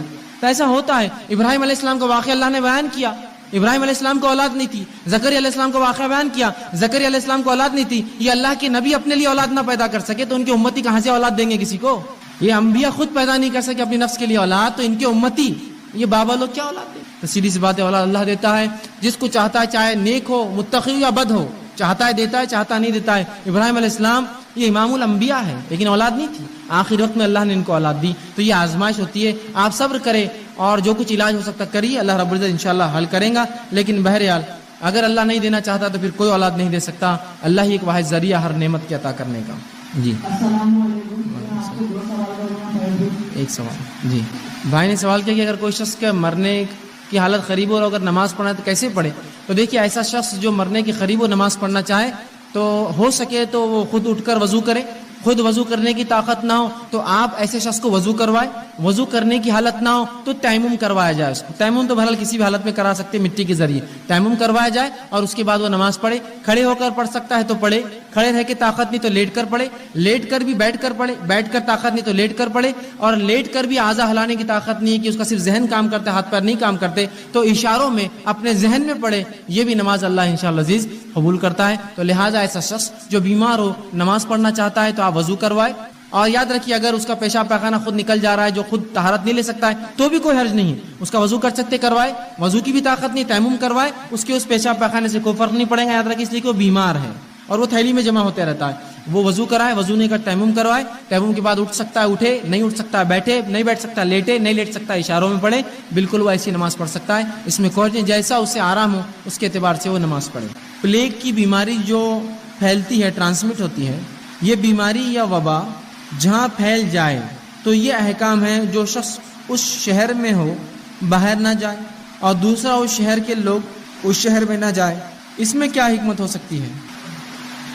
جیسے کہ صحابہ کا انتقال بھی ہوا تھا جنہیں یہ احکام تھا کہ جہاں ہے وہاں سے رکے رہے، اور ایون ڈاکٹرز ٹریٹمنٹ کے لیے اس شہر میں بھی نہیں جا سکتے. بہرحال انہوں نے ایک سوال کیا، اسی سے متعلق ایک سوال اور تھا. محمد صلی اللہ علیہ وسلم نے کہا جزامی سے ایسے بھاگو جیسے تم شیر سے بھاگتے ہو، کیا یہ حدیث صحیح ہے؟ تو بہرحال ایک دو سوال تھے. پہلی چیز تو یہ کہ پلیگ کے بارے میں انہوں نے کہا کہ جب وبا پھیل جائے تو جس علاقے میں وبا ہو وہاں کے لوگ باہر نہ آئے اور اندر کے لوگ باہر نہ جائیں. اس معاملے میں ہم کیا کریں اور اس میں کیا حکمت ہو سکتی ہے؟ تو دیکھیے حکمت یہی ہے کہ اگر ایک شہر میں وبا پھیلی ہے تو اچانک نہیں پھیلتی ہے، وہ کافی دیر تک وہاں وہ گندگی یا جو وجہ بنی ہے وہ ہوتی ہے، اس کے بعد اچانک بیماری ابھرتی ہے جس میں ہو سکتا ہے بہت سے لوگ جو لگ رہا ہے صحت مند ہو وہ بھی اس میں ملوث ہو. تو شریعت یہ چاہتی کہ وہ باہر نہ نکلے، وہیں رکے رہے، اور وہ لوگ جو باہر ہیں جو ابھی اندر نہیں آئے وہ باہر رکے رہے، اس لیے کہ ہو سکتا ہے ابھی چونکہ ان کو بیماری نہیں ہوئی ہو، خاموخواہ آنے سے بیماری ہو سکتی ہے. لیکن اس کا مطلب ہرگز یہ نہیں ہے کہ جو اندر ہے یا جو باہر ہے وہ بیماری سے بچ گیا، جو اندر ہے وہ اس میں ملوث ہو جائیں گے. بہت سی بار وبا پھیلتی ہے، کئی لوگ مرتے ہیں لیکن خود علاج کرنے والے ڈاکٹرز نہیں مرتے ہیں، آس پڑوس والے نہیں مرتے، ماں باپ کو کچھ نہیں ہوتا ہے. جو بچے کے ماں باپ سمجھو بچے کا انتقال ہوگا وبا سے، وہ نہیں ہوتا. دوسرا، وبا شیطان کی طرف سے ہوتی ہے، اور نبی اکرم صلی اللہ علیہ وسلم نے اس امت کے لیے کہا کہ وبا پچھلی امتوں کے لیے عذاب تھی، اس امت کے لیے وبا جو ہے یہ باعث اجر ہے. جو انسان میری امت کا وبا میں مرے گا وہ باعث اجر اور ثواب کا مستحق ہوں گا.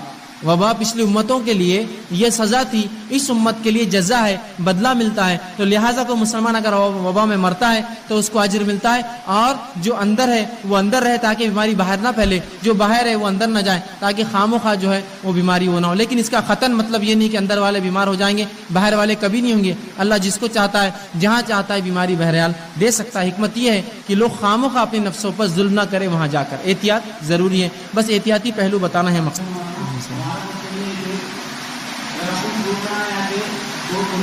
بھائی نے ایک سوال کیا، جب ہم دکانوں سے کوئی چیز خریدتے ہیں، فروٹس خریدتے ہیں تو وہ کھلے ہوتے ہیں، تو کیا اللہ تعالیٰ اس میں کوئی بیماری ڈالتا ہے؟ دیکھیے وہ حدیث جو ہے میں نے آپ کے سامنے رکھی تھی کہ اللہ رب العزت کوئی ایک دن ایسا ہوتا ہے سال میں جب بیماریوں کو نازل کرتا ہے، جو چیز کھلی ہوتی ہے بیماری اس میں داخل ہو جاتی ہے. تو لہٰذا اس حدیث کے تحت میں یہ کہوں گا کہ اگر پھل کاٹے بھی جائے تو کھلے نہ رکھے جائے، اس پہ کور چڑھا جائے، پولیتھین چڑھا جائے، پنی لگایا جائے، کچھ نہ کچھ کی سیفٹی کی جائے، تاکہ ہو سکتا ہے حدیث کے زمان میں یہ بھی آ سکتا ہے کہ کھلے پھل ہو جو کٹے ہوئے ہو اس میں بیماری جائے، یا پھر کھلے پھل ہونے کی وجہ سے خود بخود آپ دیکھیے کیڑے مکوڑے مکھی مچھر اس پہ آ جاتے ہیں کھلی چیز ہونے سے. تو لہٰذا بیچنے والوں کا کام ہے چیزیں ڈھک کر بیچے. یہ طہارت کے لحاظ سے بھی اچھا ہے، پاکی کے لحاظ سے اچھا ہے، صحت کے لحاظ سے اچھا ہے، تقوی کے لحاظ سے بھی اچھا ہے، گندگی نہیں لگیں گی، یہ زیادہ بہتر ہوں گے. اور اگر کھلے پھل ہوں گے اور اگر اس رات وہ بیماری نازل ہو اور پھل واقعی میں کٹے کھلے ہوں گے تو ظاہر سی بات ہے بیماری ہم کو لگ سکتی ہے. لہٰذا احتیاط کرے. جو لوگ بتانے کے لیے کام کرتے ہیں، پھل بتانے کے لیے اچھا ہے برا ہے، وہ کاٹے لیکن اس کو کور کر کے رکھے تاکہ اندر سے پھل بھی دکھے اور اس کی جو حفاظت بھی ہوتی رہے. اگر کسی پر جادو کرے تو کیا معلوم کرے کہ اس پر جادو کیا گیا ہو، اور کس اعضاء پر جادو کیا گیا ہو، یہ کس طرح معلوم کر سکتے ہیں؟ واضح کیجیے. دیکھیے کسی پر جادو ہوا ہے، اس کی کچھ علامتیں تو ہو سکتی ہیں. جو علامتیں میں نے کتاب کا نام لیا جادو کا علاج، عبدالوحید عبدالسلام بالی، بڑی بہترین کتاب ہے، آپ اس میں دیکھ لیجیے، اس میں کافی علامتیں انہوں نے دی ہے. اس علامت کے مطابق آپ اپنے آپ کو جانچ سکتے ہیں. ٹھیک ہے، تو وہ علامتیں ہیں. لیکن یہ معلوم نہیں کیا جا سکتا یہ کس اعضاء پہ جادو ہوا ہے, کیسے جادو کیا ہے, کس نے جادو کیا ہے. ہمارے پاس بہت سے لوگ ہوتے ہیں جو بتا بھی دیتے ہیں اس نے جادو کیا, یہ عورت نے کیا, خالہ نے کیا, چچی نے کیا, پھپھو نے کیا, فلاں نے کیا. یہ معلوم تو کبھی نہیں ہو سکتا, اس لیے کہ جس ذریعے سے یہ آدمی معلوم کر رہا ہے اس کا مطلب یہ بھی جادوگر ہے, تبھی تو معلوم کر پا رہا ہے جادو کیسے ہوا ہے. نبی اکرم صلی اللہ علیہ وسلم پر اس کا اثر ہوا تھا جادو کا, لیکن جبرائیل علیہ السلام نے آپ کو آ کر بتایا تھا. ان کو کون بتاتا ہے آ کر شیطان کے سوا؟ ان کو ان کے شیاطین جس کو موکل بولتے ہیں وہ بتاتے. تو لہٰذا یہ معلوم نہیں ہو سکتا, ویریفائی نہیں ہو سکتا, لیکن علامت سے آپ علاج ضرور بہرحال اپنا کروا سکتے ہیں. جی وعلیکم السلام. بھائی نے جو ہے ایک سوال کیا, بھائی نے سوال کیا کہ جب ڈاکٹرز یہ بتاتے ہیں کہ علاج مہنگا ہے تو بہت سے مسلمان یہ سوچ لیتے ہیں کہ اب تو مشکل ہے علاج ہونا, اور وہ علاج نہیں کرتے. تو میں ایسے لوگوں سے کہوں گا دیکھیے موت تو طے ہے, یہ بات بالکل درست ہے, کوئی اس میں شک نہیں, لیکن علاج کرانا بھی سنت ہے. آپ کوشش کرتے رہیں, اللہ نے جتنی استطاعت دیا, جتنی طاقت دیا, آپ علاج کروائیں. اور ماشاءاللہ آج کل اتنے ادارے ہو چکے ہیں, اتنے ٹرسٹ ہو چکے ہیں, ایسی چیریٹیبل تنظیمیں ہیں جو مفت علاج بڑے بڑے آپریشنز کروا رہی ہے. گورنمنٹ کی اتنی اسکیمز ہے جس میں جو بلو پاورٹی لائن ہے, علاج نہیں کرا سکتے, مفت بڑے بڑے علاج ہے. یہ الگ بات ہے کہ یہ پالیسیز مسلمان جانتے نہیں ہیں, نہ ان کا علم ہوتا ہے, اور نہ ہی مسلمان دانشور یا وہ جو سیاسی رہنما کبھی بتاتے امت کو. تو لہٰذا علاج کتنا ہی جو ہے مہنگا ہو, کوشش آپ کریں. دیکھیے اللہ راستے نکالیں گا. تو موت تو فکس ہے, لیکن اس کا معنی یہ نہیں کہ آپ مکمل طور سے علاج چھوڑ دیں کہ اب نہیں ہو سکتا. کوشش کریں, دیکھیے اللہ راستے دھیرے دھیرے ایک کے بعد نکالتا ہے. بھائی نے آخری سوال کا ایک حصہ کیا تھا کہ ڈاکٹرز جو بولتے جاتے ہیں لوگ بنا تحقیق اس پر عمل کرتے ہیں. یہ بات میں نے پہلے وضاحت کی تھی کہ بہت مرتبہ کہ اکثر یہ ہوتا ہے کہ ڈاکٹر جب کوئی چیز لکھ کر دیتا ہے تو لوگ وضاحت کرتے ہی نہیں اس کی, بس جو کہتا ہے اس پہ عمل کر لیتے. درست نہیں ہے, اس کی وضاحت کر سکتے ہیں آپ, اس کی تحقیق کر سکتے ہیں آپ, جاننے کی کوشش کر سکتے ہیں کہ اس نے کیا دیا. ورنہ بہت سی بار جو بھولے والے مسلمان ہوتے ہیں ڈاکٹرس ان کو گھما دیتے ہیں, نقصان کر دیتے ہیں, دھوکہ دیتے ہیں. بہرحال اکثر نہیں لیکن ہوتا ہے ایسا, کچھ لوگ ہوتے ہیں جو خراب ہوتے ہیں. تو بہرحال ہمارا کام ہے کہ جب کوئی کہے تحقیق آپ معمولی اعتبار سے سیکنڈ اوپینین یا لوگوں کی رائے لے کر اس کو کر سکتے ہیں, اور جانچنا چاہیے بھی, تحقیق کرنا بھی چاہیے. کسی نے سوال کیا اسلام میں اماوس کا کیا تصور ہے؟ دیکھیے اسلام میں اماوس کا کوئی تصور نہیں ہے. سوال اچھا اس لیے کہ لوگ یہ سمجھتے ہیں اماوس جب ہوتی ہے نا, اماوس کس کو کہتے ہیں جب چاند چھپ جاتا ہے اور کچھ دن نہیں نکلتا, ٹھیک ہے, پھر اس کے بعد پھر پہلی کا پھر چاند چھوٹے سے بھی بڑا ہونا شروع ہوتا ہے, تو کہتے ہیں اماوس جب چاند نہیں ہوتا. اور پورنیما کہتے ہیں جب چاند پورا ہوتا ہے. تو لوگ سمجھتے ہیں کہ اماوس پورنیما میں پتہ نہیں کیا کیا ہوتا ہے, بیماریاں نازل ہوتی ہوتے. مسلمانوں کا یہ عقیدہ نہیں ہے. بیماری سال میں رسول اللہ فرماتے ہیں کبھی بھی آتی, کس دن آتی ہمیں نہیں پتا, لیکن بہت سے لوگ سمجھتے ہیں اماوس کے دن لوگ بیمار ہوتے ہیں, جن لپٹ سکتا ہے, شیاطین حاوی ہو سکتے ہیں, جادو ہوتا ہے. یقیناً ایسا کچھ بھی نہیں. یاد رکھیے اس کی کوئی حقیقت نہیں ہے, نہ ہی اس میں کوئی بیماریاں نازل کرتا ہے اللہ, نہ ہی چاند کا چھپنا کوئی بری چیز ہے. قرآن میں اللہ کے رسول سے سوال ہوا یہ چاند چھوٹا بڑا کیوں ہوتا ہے؟ اللہ نے جواب دیا یہ اس لیے تاکہ تم مہینوں کی گنتی پوری کرو, ایام جانو کون سے دن چل رہے ہیں, بس یہی ہے. یہ نہیں کہا چھپ جاتا ہے تو خطرناک ہو جاتا ہے, دکھ جاتا ہے تو بہت فائدہ ہوتا ہے, ایسا کچھ بھی نہیں ہے. اس لیے اس کے چھپنے اور نکلنے سے ان کی صحت پر, جسم پر, تقدیر پر اور معاملات پر, مال و دولت پر, اولاد پر اثر ہوتا ہے. ایسا شریعت میں کچھ بھی نہیں ہے. اور مسلمان اس کو تھوڑا الگ نام سے پکارتے ہیں. اماوس کو کہتے ہیں اقرب, چاند چھپا ہوا ہے. شادی کی تاریخ طے کرنا تو پہلے وہ جنتری لاتے ہیں, جنتری میں دیکھتے اقرب تو نہیں ہے نا, اقرب ہے تو پھر شادی نہیں ہو سکتی. نبی اکرم صلی اللہ علیہ وسلم فرماتے حدیث میں جس کو کسی چیز کے عمل نے, کسی بد فعلی نہیں, یا جس کو کہیں گے جس کو کسی فعال نے کسی عمل سے روک دیا, جس کو کسی بد شگونی نے کسی عمل سے روک دیا, اس نے بھی شرک کیا. بد شگونی, اقرب ہے تو شادی اچھی نہیں ہو سکتی مت کرو, یہ بد شگونی درست نہیں. یاد رکھیے شگون شریعت میں کچھ بھی نہیں ہے. ہر چیز, ہر دن, ہر رات, ہر پہلو, ہر گھڑی اچھی ہے, سوائے اس کے کہ اس آدمی کے اعمال اچھا یا برا کرتے ہیں, اس کے عمل سے نحوست آتی ہے نہیں آتی ہے, لیکن کوئی دن کوئی گھڑی منحوس اور اچھی اور بری یاد رکھیے نہیں ہوتی. لہٰذا اماوس کا کوئی تصور نہیں ہے. آپ نکاح کر سکتے ہیں, بیماری کا اس سے بہرحال کوئی تعلق نہیں ہے, اور شریعت میں اس کا کوئی مقام نہیں ہے کہ اچھا اور برا ہونا, یا اس میں شادی طے کرنا نہیں کرنا, یہ ایسا کچھ بھی نہیں ہوتا. جی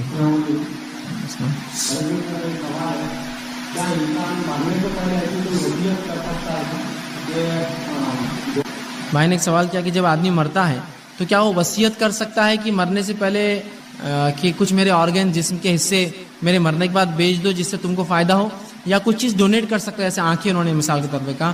دیکھیے سب سے پہلی چیز تو یہ ہے جب کوئی چیز مر جاتا ہے, کوئی مر جاتا ہے تو شریعت میں اس کی حرمت ہے, اس میں کچھ ڈالا نہیں جائے گا, اس میں سے کچھ نکالا نہیں جائے گا. یہ بات ان کے لیے بھی ہے جو مرنے کے بعد ایک ایک تولہ سرما ڈالتے میت کی آنکھ میں، کچھ ڈالا نہیں جائیں گا اس کے اندر اور کچھ نکالا نہیں جائیں گا اس کے اندر سے. آپ کو کس نے حق دیا اس کی آنکھوں میں سرما ڈالنے کا؟ سنت سے ثابت نہیں ہے آنکھوں میں سرما ڈالنا میت. تو کچھ ڈالنا اور کچھ نکالنا اس سے جائز نہیں. بہت سے لوگ مرنے کے بعد داڑھی کاٹ دیتے لوگ، بولتے ہیں ان کی زندگی میں داڑھی نہیں تھی، بیماری کی وجہ سے رکھے تھے کاٹ دیتے ہیں. آپ کو کیا معلوم بیماری میں نیت کر لیا ہوگا، آپ کیوں نکال دیتے؟ کچھ نکالنا نہیں اور کچھ ڈالنا نہیں ہے، جیسا تھا ویسی اس کی حالت رہیں گی، یاد رکھیں ٹھیک ہے. لہٰذا اب آرگن نکالنا تو ظاہر سی بات ہے میت کی حرمت ہے، لہٰذا اس میں سے کچھ نکالا نہیں جا سکتا. اب رہا معاملہ یہ کہ زندگی میں کیا وہ کچھ چیزیں دے سکتا ہے، تو یاد رکھیے آرگن اگر وہ ڈونیٹ کرنا چاہتا ہے تو آرگن صرف ڈونیٹ کیا جا سکتے ہیں، لیکن آرگن سیل نہیں کیا جا سکتے. علماء نے جو وجوہات کی بنیاد پر آرگن دیے جا سکتے یہ بتائی کہ اگر وہ انسان جو آرگن دے رہا ہے اس کی صحت پر کوئی اثر نہ پڑے، پہلی شرط. دوسرا، وہ جس کو دے رہا ہے آرگن معلوم ہو وہ کون ہو. تیسرا، کہ وہ بغیر پیسے کے دیں گا. مثال کے طور پر والد یا والدہ کی کڈنی خراب ہو گئی تو نوجوان لڑکا اگر ایک کڈنی پہ سروائیو کر سکتا ہے، ڈاکٹرز پرمٹ کرتے ہیں تو ایک کڈنی اپنی والدہ والدہ کو دے سکتا ہے. اس لیے کہ اس میں کوئی حرج نہیں، بیچ نہیں سکتا، یاد رکھیے ڈونیٹ کر سکتا ہے. پیسے کیا اس میں شرط نہیں لگا سکتی، کس کو دیا جا رہا معلوم ہو وہ آرگن، اور وہ دینے سے میرے جسم میں کوئی نقصان نہ آئے. تب ہو سکتا ہے ایسا آپ کو کسی خون دینا ہے، خون دے سکتے آپ. پہلی شرط کہ آپ کے جسم میں کوئی کمزوری نہ آئے، دوسری شرط کہ آپ پیسوں سے بیچے نہ، تیسرا کس کو دیا جا رہا آپ کو معلوم. سیم معاملہ دوسری اعضاء کا ہوگا. چاہے پھر اگر آپ کی والد والدہ رشتہ دار میں کسی کی آنکھ نہیں ہے، آپ چاہتے ہیں کہ وہ کافی اہل علم ہے، اس کی آنکھ آ جائیں گی تو اس کو کافی فائدہ ہوگا، نابینا ہو گیا ہے، آپ ایک آنکھ ڈونیٹ کرنے سے آپ کے جسم کو نقصان نہیں ہے، آپ وہ آنکھ اس کو نہ بیچے اور آپ کس کو دے رہے آپ کو پتا ہو، تو بہرحال کوئی حرج نہیں. تو زندگی کے اندر وہ آرگنز جو زائد ہے اور ڈاکٹر یا پرمٹ کرتے ہیں کہ اس سے صحت پہ کوئی عذر نہیں ہوگا اور وہ ڈونیٹ کر دے کسی کو بنا کسی قیمت کے تو درست ہوگا. ورنہ اگر پیسوں سے بیچا جائے گا تو یہ ایک بزنس ہو جائے گا، ٹھیک ہے، اور یہ بہت خطرناک سچویشن آئیں گی. تو لہٰذا آرگنس مرنے کے بعد نکالنا درست نہیں ہے. جیتے جی وہ آرگنس وہ چیزیں ڈونیٹ کی جا سکتی ہے جو اس کے استعمال سے زائد یا کم پہ بھی وہ سروائیو اور جی سکتا ہے تو دیا جا سکتا ہے، وہ 3 شرائط کے ساتھ. میں نے ایک سوال کیا کہ بیماری تو گناہ کو ختم کر دیتی ایک مومن کی، تو ایک آدمی اگر خود سے بیمار ہو تو کیا اس کی بیماری سے گناہ معاف ہوں گے؟ تو یاد رکھیے خود سے بیمار ہونے سے نہیں ہوں گے. کہ آپ سوچیں گے بھیگ جاؤں گا، بھیگنے سے گناہ معاف ہوں گے، بخار آئے گا تو بخار حدیث میں بخار سے گناہ ہوتے، اس سے نہیں ہوں گے. یہ تو صحت کو خراب کرنا ہے، اس لیے کہ صحت کی حفاظت فرض ہے. اس کے باوجود اگر بیمار ہو جائے تو اللہ رب العزت کیا ہے پھر گناہوں کو معاف کرتا ہے. ٹھیک ہے، یہ اس سے مراد ہے، نہ کہ آپ خاص طور سے جائے اپنے آپ کو بیمار کرے. اور ایسا ایک واقعہ آتا ہے، آپ صلی اللہ علیہ وسلم ایک صحابی کے پاس گئے جو بہت شدید بخار میں تھے. آپ نے اس صحابی کے تعلق سے دریافت کیا، کہا علاج بھی کیا، فرق نہیں پڑتا ہے. آپ نے ان سے پوچھا کیا تو نے کوئی دعا کی؟ تو کہا اللہ کے رسول ہاں ایک دعا کی، اللہ پورے میرے گناہوں کا بدلہ دنیا میں لے لے. اب کہا اس دعا کی وجہ سے تیری بیماری بڑھ گئی ہے، اتنا علاج کیا جا رہا ہے، شفا نہیں ہو رہی ہے. تو کہا ایسی دعا مت مانگو کر اللہ سے، ایسی دعا مانگو اے اللہ دنیا بھی بہتر کر اور آخرت بھی بہتر کر. یہ نہیں کہ مجھے پوری سزا دے دے، بلکہ دنیا اللہ بہتر کر، میرے گناہ معاف کر اور آخرت بھی میری بہتر کر. یہ کیوں کہا تم نے اپنے؟ کہا دعا واپس لو اپنی. ٹھیک ہے، تو لہٰذا خامخواہ بیمار ہونا اس سے گناہ معاف نہیں ہوں گے، ہو جائے تو ایک الگ شکل ہے. سلام.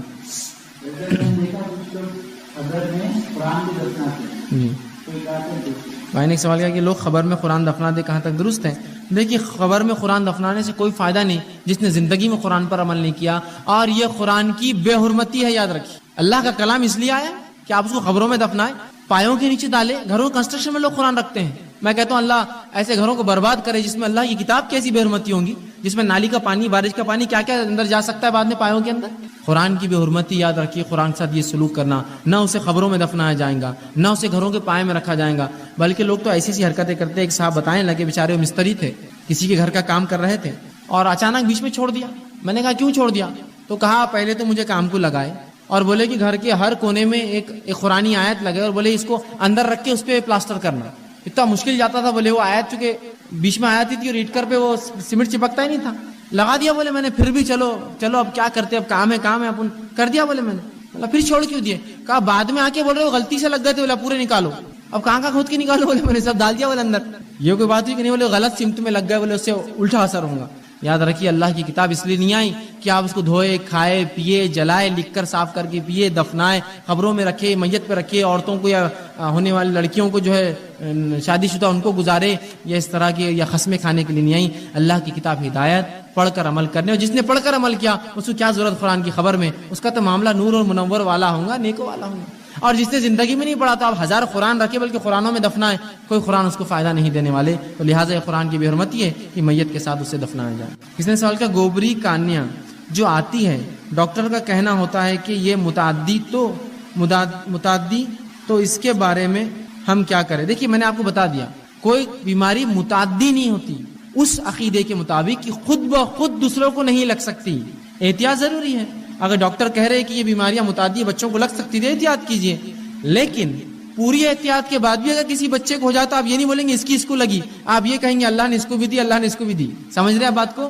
یہاں متعدی جو رسول اللہ نے فرمایا کہ کوئی بیماری متعدی نہیں ہوتی، چھوت چھات کوئی نہیں ہے، معنی یہ ہے کہ کوئی بیماری وہ مشرکین کے عقیدے کے مطابق جو سیلف ٹریول کر سکتی ہے، خود کی اس کی مرضی ہوتی ہے، ویسا نہیں ہوتا، لیکن بیماریاں ایک دوسرے کو جا سکتی ہے، لیکن جس کو بھی لگے وہ یہ کہے کہ اللہ نے اس کو دی، نہ کہ اس سے اس کو آئی۔ اس لیے کہ بہت سی بار والدین کو جو بیماری نہیں ہوتی بچوں کو ہوتی ہے، بچوں کو ہوتی دوسرے بچوں کو ہوتی، لیکن جو ماں ان کی دیکھ بھال کری ان کو نہیں ہوتی، جس کا دودھ پیتے جسے گود میں رہتے ان کو نہیں ہوتی، تو پتہ چلا بیماری خود سے نہیں، اللہ جس کو چاہتا ہے دیتا ہے۔ احتیاط بالکل آپ کر سکتے ہیں، اس میں کوئی حرج نہیں۔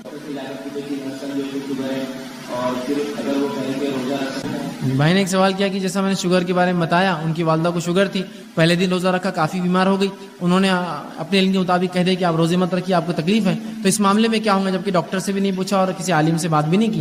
تو دیکھیے سب سے پہلی چیز تو یہ ہوگی کوئی بھی بیماری ہو انسان، اگر وہ بیماری اس کی عبادت نہیں پوری ہونے دے رہی یا اس کے جسم کو زیادہ نقصان پہنچا رہی ہے تو اس عبادت کو توڑا جا سکتا ہے۔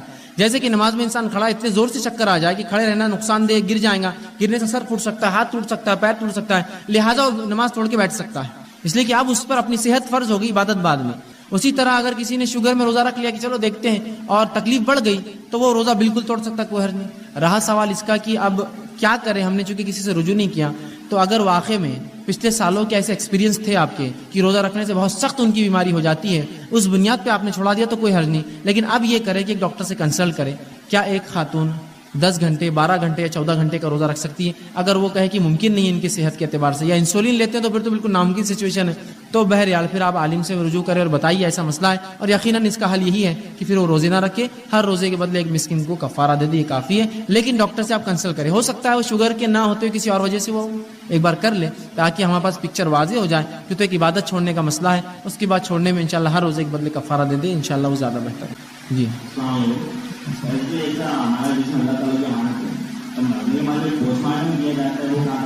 بھائی نے ایک سوال کیا کہ انسانی جسم اللہ کی امانت ہے، یہ محترم ہے، تو اس کو پوسٹ مارٹم کرنا کیسا؟ تو دیکھیے پوسٹ مارٹم کرنا یہ درست نہیں ہوگا، سوائے اس کے کہ بہت زیادہ شرعی مجبوریاں ہوں۔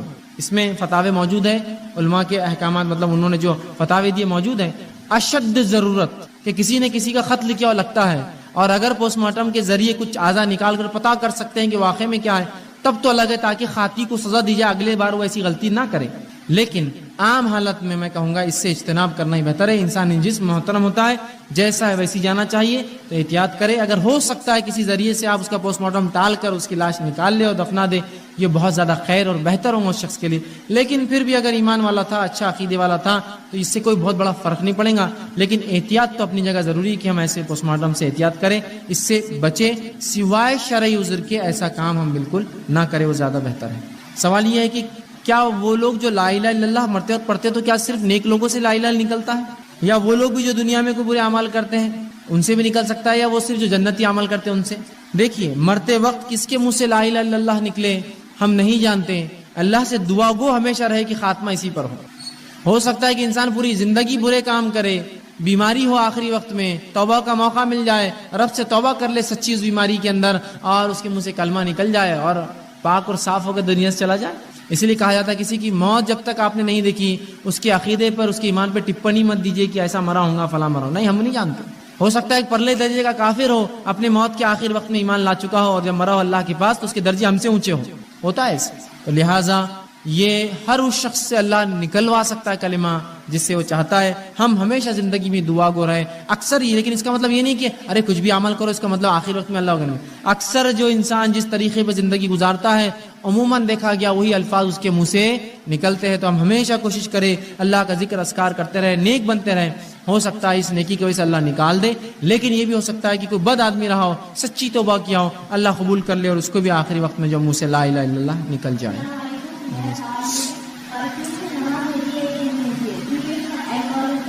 بھائی نے ایک سوال کیا کہ پرفیوم سے کیا نماز ہوتی ہے چونکہ اس میں الکوہل ہوتا ہے؟ دیکھیے پرفیومس میں جو الکوہل ہوتا ہے وہ الکوہل نہیں ہوتا ہے جو پیا جاتا ہے.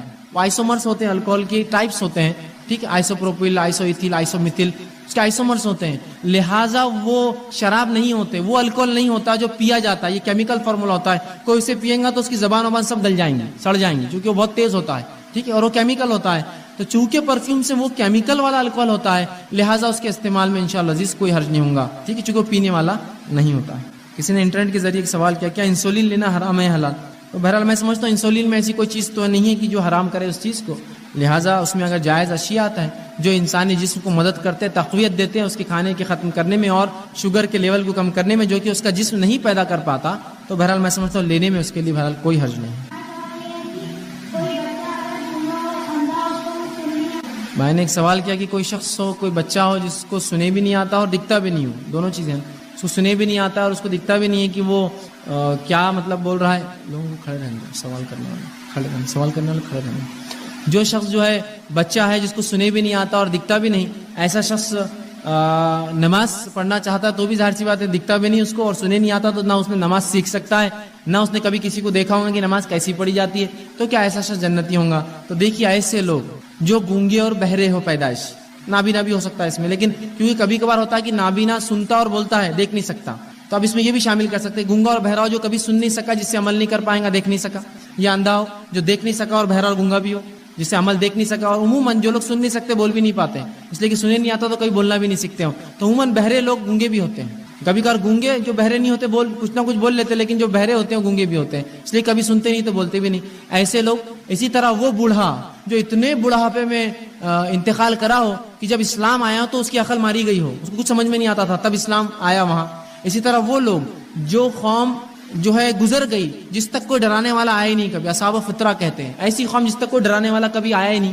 وہ شخص جو پاگل ہو گیا، جو پوری زندگی پاگل رہا اور اسی میں موت آ گئی، ایسے لوگوں کے لیے حدیث میں آتا ہے کہ روز قیامت انہیں الگ کیا جائے گا، اور ان لوگوں کے پاس اللہ جو قوم میں وہ تھے اس قوم کا رسول بھیجیں گا، اور وہ رسول آ کر ان کو دعوت اسلام دیں گا، ٹھیک ہے. جو اس کی دعوت قبول کر لیں گے وہ جنت میں جائیں گے، جو وہاں انکار کریں گے وہ جہنم میں جائیں گے. اس لیے کہ دنیا میں مقصد تھا اطاعت، اگر وہاں بھی اطاعت کر لے، چونکہ یہاں وہ گونگے بہرے اندھے کانے بوڑھے سمجھدار نہیں تھے، پاگل تھے، تو وہاں ان کو اطاعت کرنا ہے، مان لے تو جنت، نہ مانے تو جہنم. دوسری ایک روایت میں جو آتا ہے مسند احمد کی، وہ یہ ہے ایسے لوگوں کو اللہ رب العزت جمع کریں گا اور کہیں گا جہنم میں کود جاؤ. جو جہنم میں کود جائیں گا اللہ اس کو جنت میں ڈالیں گا، جو نہیں کودیں گا اسے جہنم میں ڈالے گا. اس لیے کہ دنیا میں مقصد تھا اللہ کی اطاعت، اگر رب کہہ رہا ہے کود جاؤ تو کود جانا ہے، نہیں کودیں گے تو پکڑ ہوں گی. سمجھے آپ بات کو؟ تو روز قیامت جو لوگ واقعتاً کچھ سن نہیں پائے، دیکھ نہیں پائے، جس سے سیکھ نہیں پائے، نماز روزہ کچھ نہیں پتا بیچاروں کو، ایسے لوگ روز قیامت اللہ ان کے پاس نبی اور رسول بھیجیں گا، وہ انہیں دعوت دیں گے یا پھر جہنم میں کودنے کا حکم دیں گا. بہرحال کیا کس کے ساتھ ہوگا واللہ عالم بالصواب، ہم نہیں جانتے، لیکن یہ ہوگا اطاعت جو کرے گا اس کو جنت ملیں گی، جو نہیں کرے گا وہ جہنم میں جائے گا. قرآنی آیت پڑھ کر پانی پہ دم کرنے سے کیا پانی مکروہ ہو جاتا ہے؟ دیکھیے قرآنی آیت پڑھ کر آپ انسان پہ دم کرے زیادہ افضل ہے. اگر دم نہ کر سکتے تو آپ پانی پر بھی دم کر سکتے، جو پانی وہ استعمال کرے، وضو کرے اس سے، غسل کرے اس سے، تکلیف کی جگہ پر بہائے، سر پر ڈالے، یا جو بھی ہے یہ بھی کیا جا سکتا، کوئی مسئلہ نہیں. علماء کا اختلاف جس مسئلے میں وہ یہ ہے کہ دم کر کے پینا چاہیے نہ پینا چاہیے، اور دونوں کی اپنی دلیل ہے، کچھ نے کہا نہیں اور کچھ نے کہا ہاں.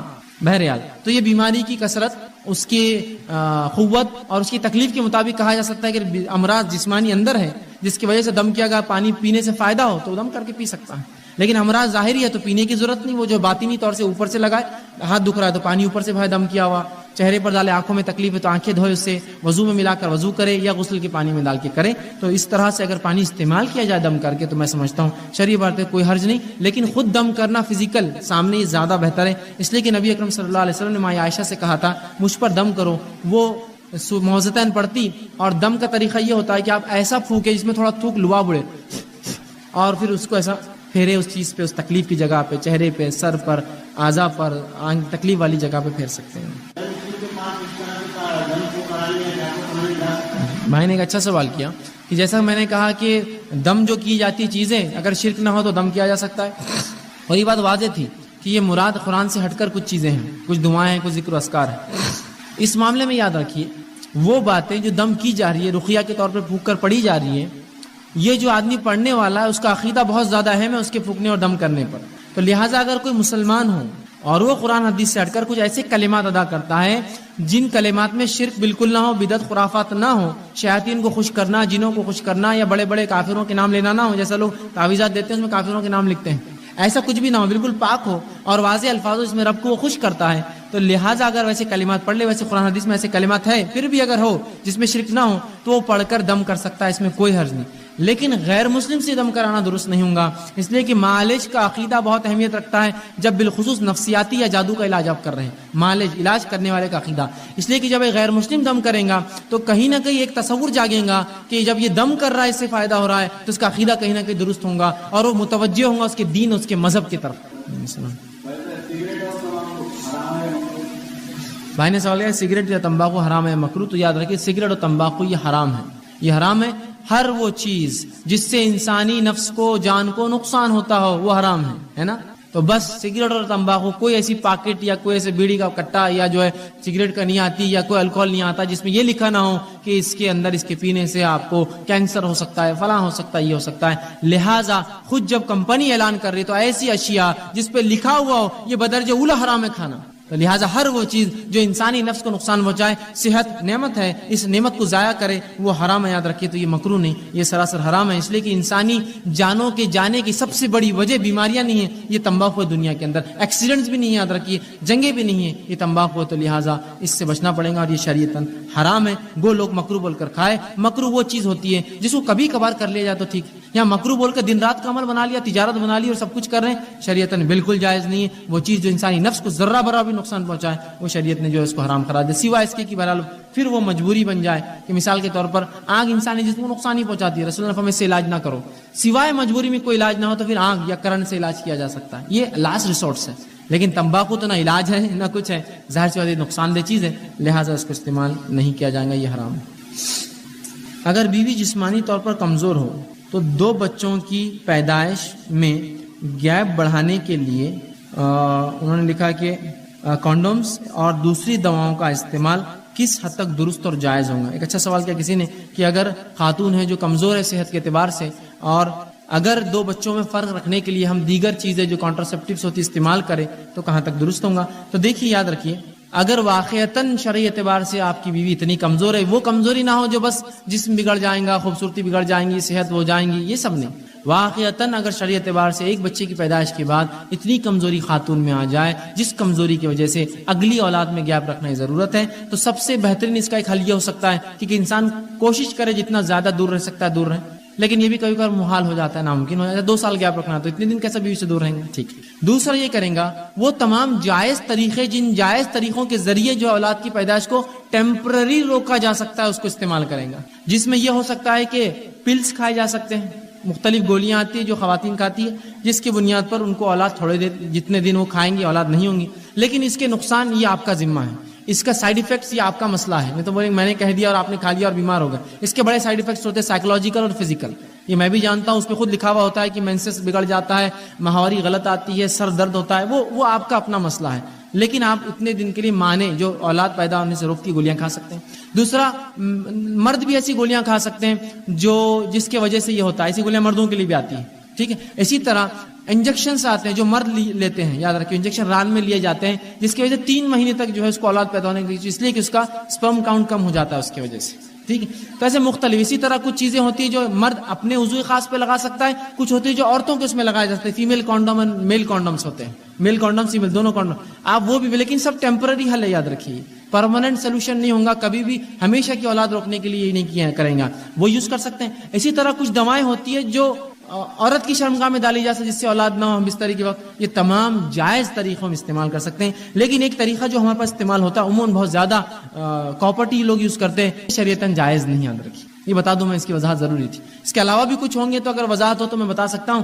یہ مجھے معلوم ہے یہ طریقہ درست نہیں، اس لیے کہ کاپرٹی جو ہوتا ہے اس میں ایک ٹی ہوتا ہے، ایک آلہ ہوتا ہے جو عورت کی شرمگاہ میں جو لگایا جاتا ہے، عضو خاص میں ڈالا جاتا ہے، جو اندر جا کر جو ہے اولاد کی پیدائش کے لیے جو ہے منی جو ہوتا ہے مرد کا اندر جانے نہیں دیتا، جس سے اولاد کی پیدائش رک جاتی کہا جاتا ہے. لیکن یہ درست نہیں ہے. کاپرٹی جو کام کرتا ہے وہ ایسا کرتا ہے کہ وہ اندر جا کے لگ جاتا ہے، جو ہی عورت کے انڈے سے مرد کا جو ہے نطفہ سپرم جو ہے جا کر لگتا ہے، وہ ارلی سٹیجز میں 1 آدھ ہفتے کے اندر اس کو جھڑا دیتا ہے.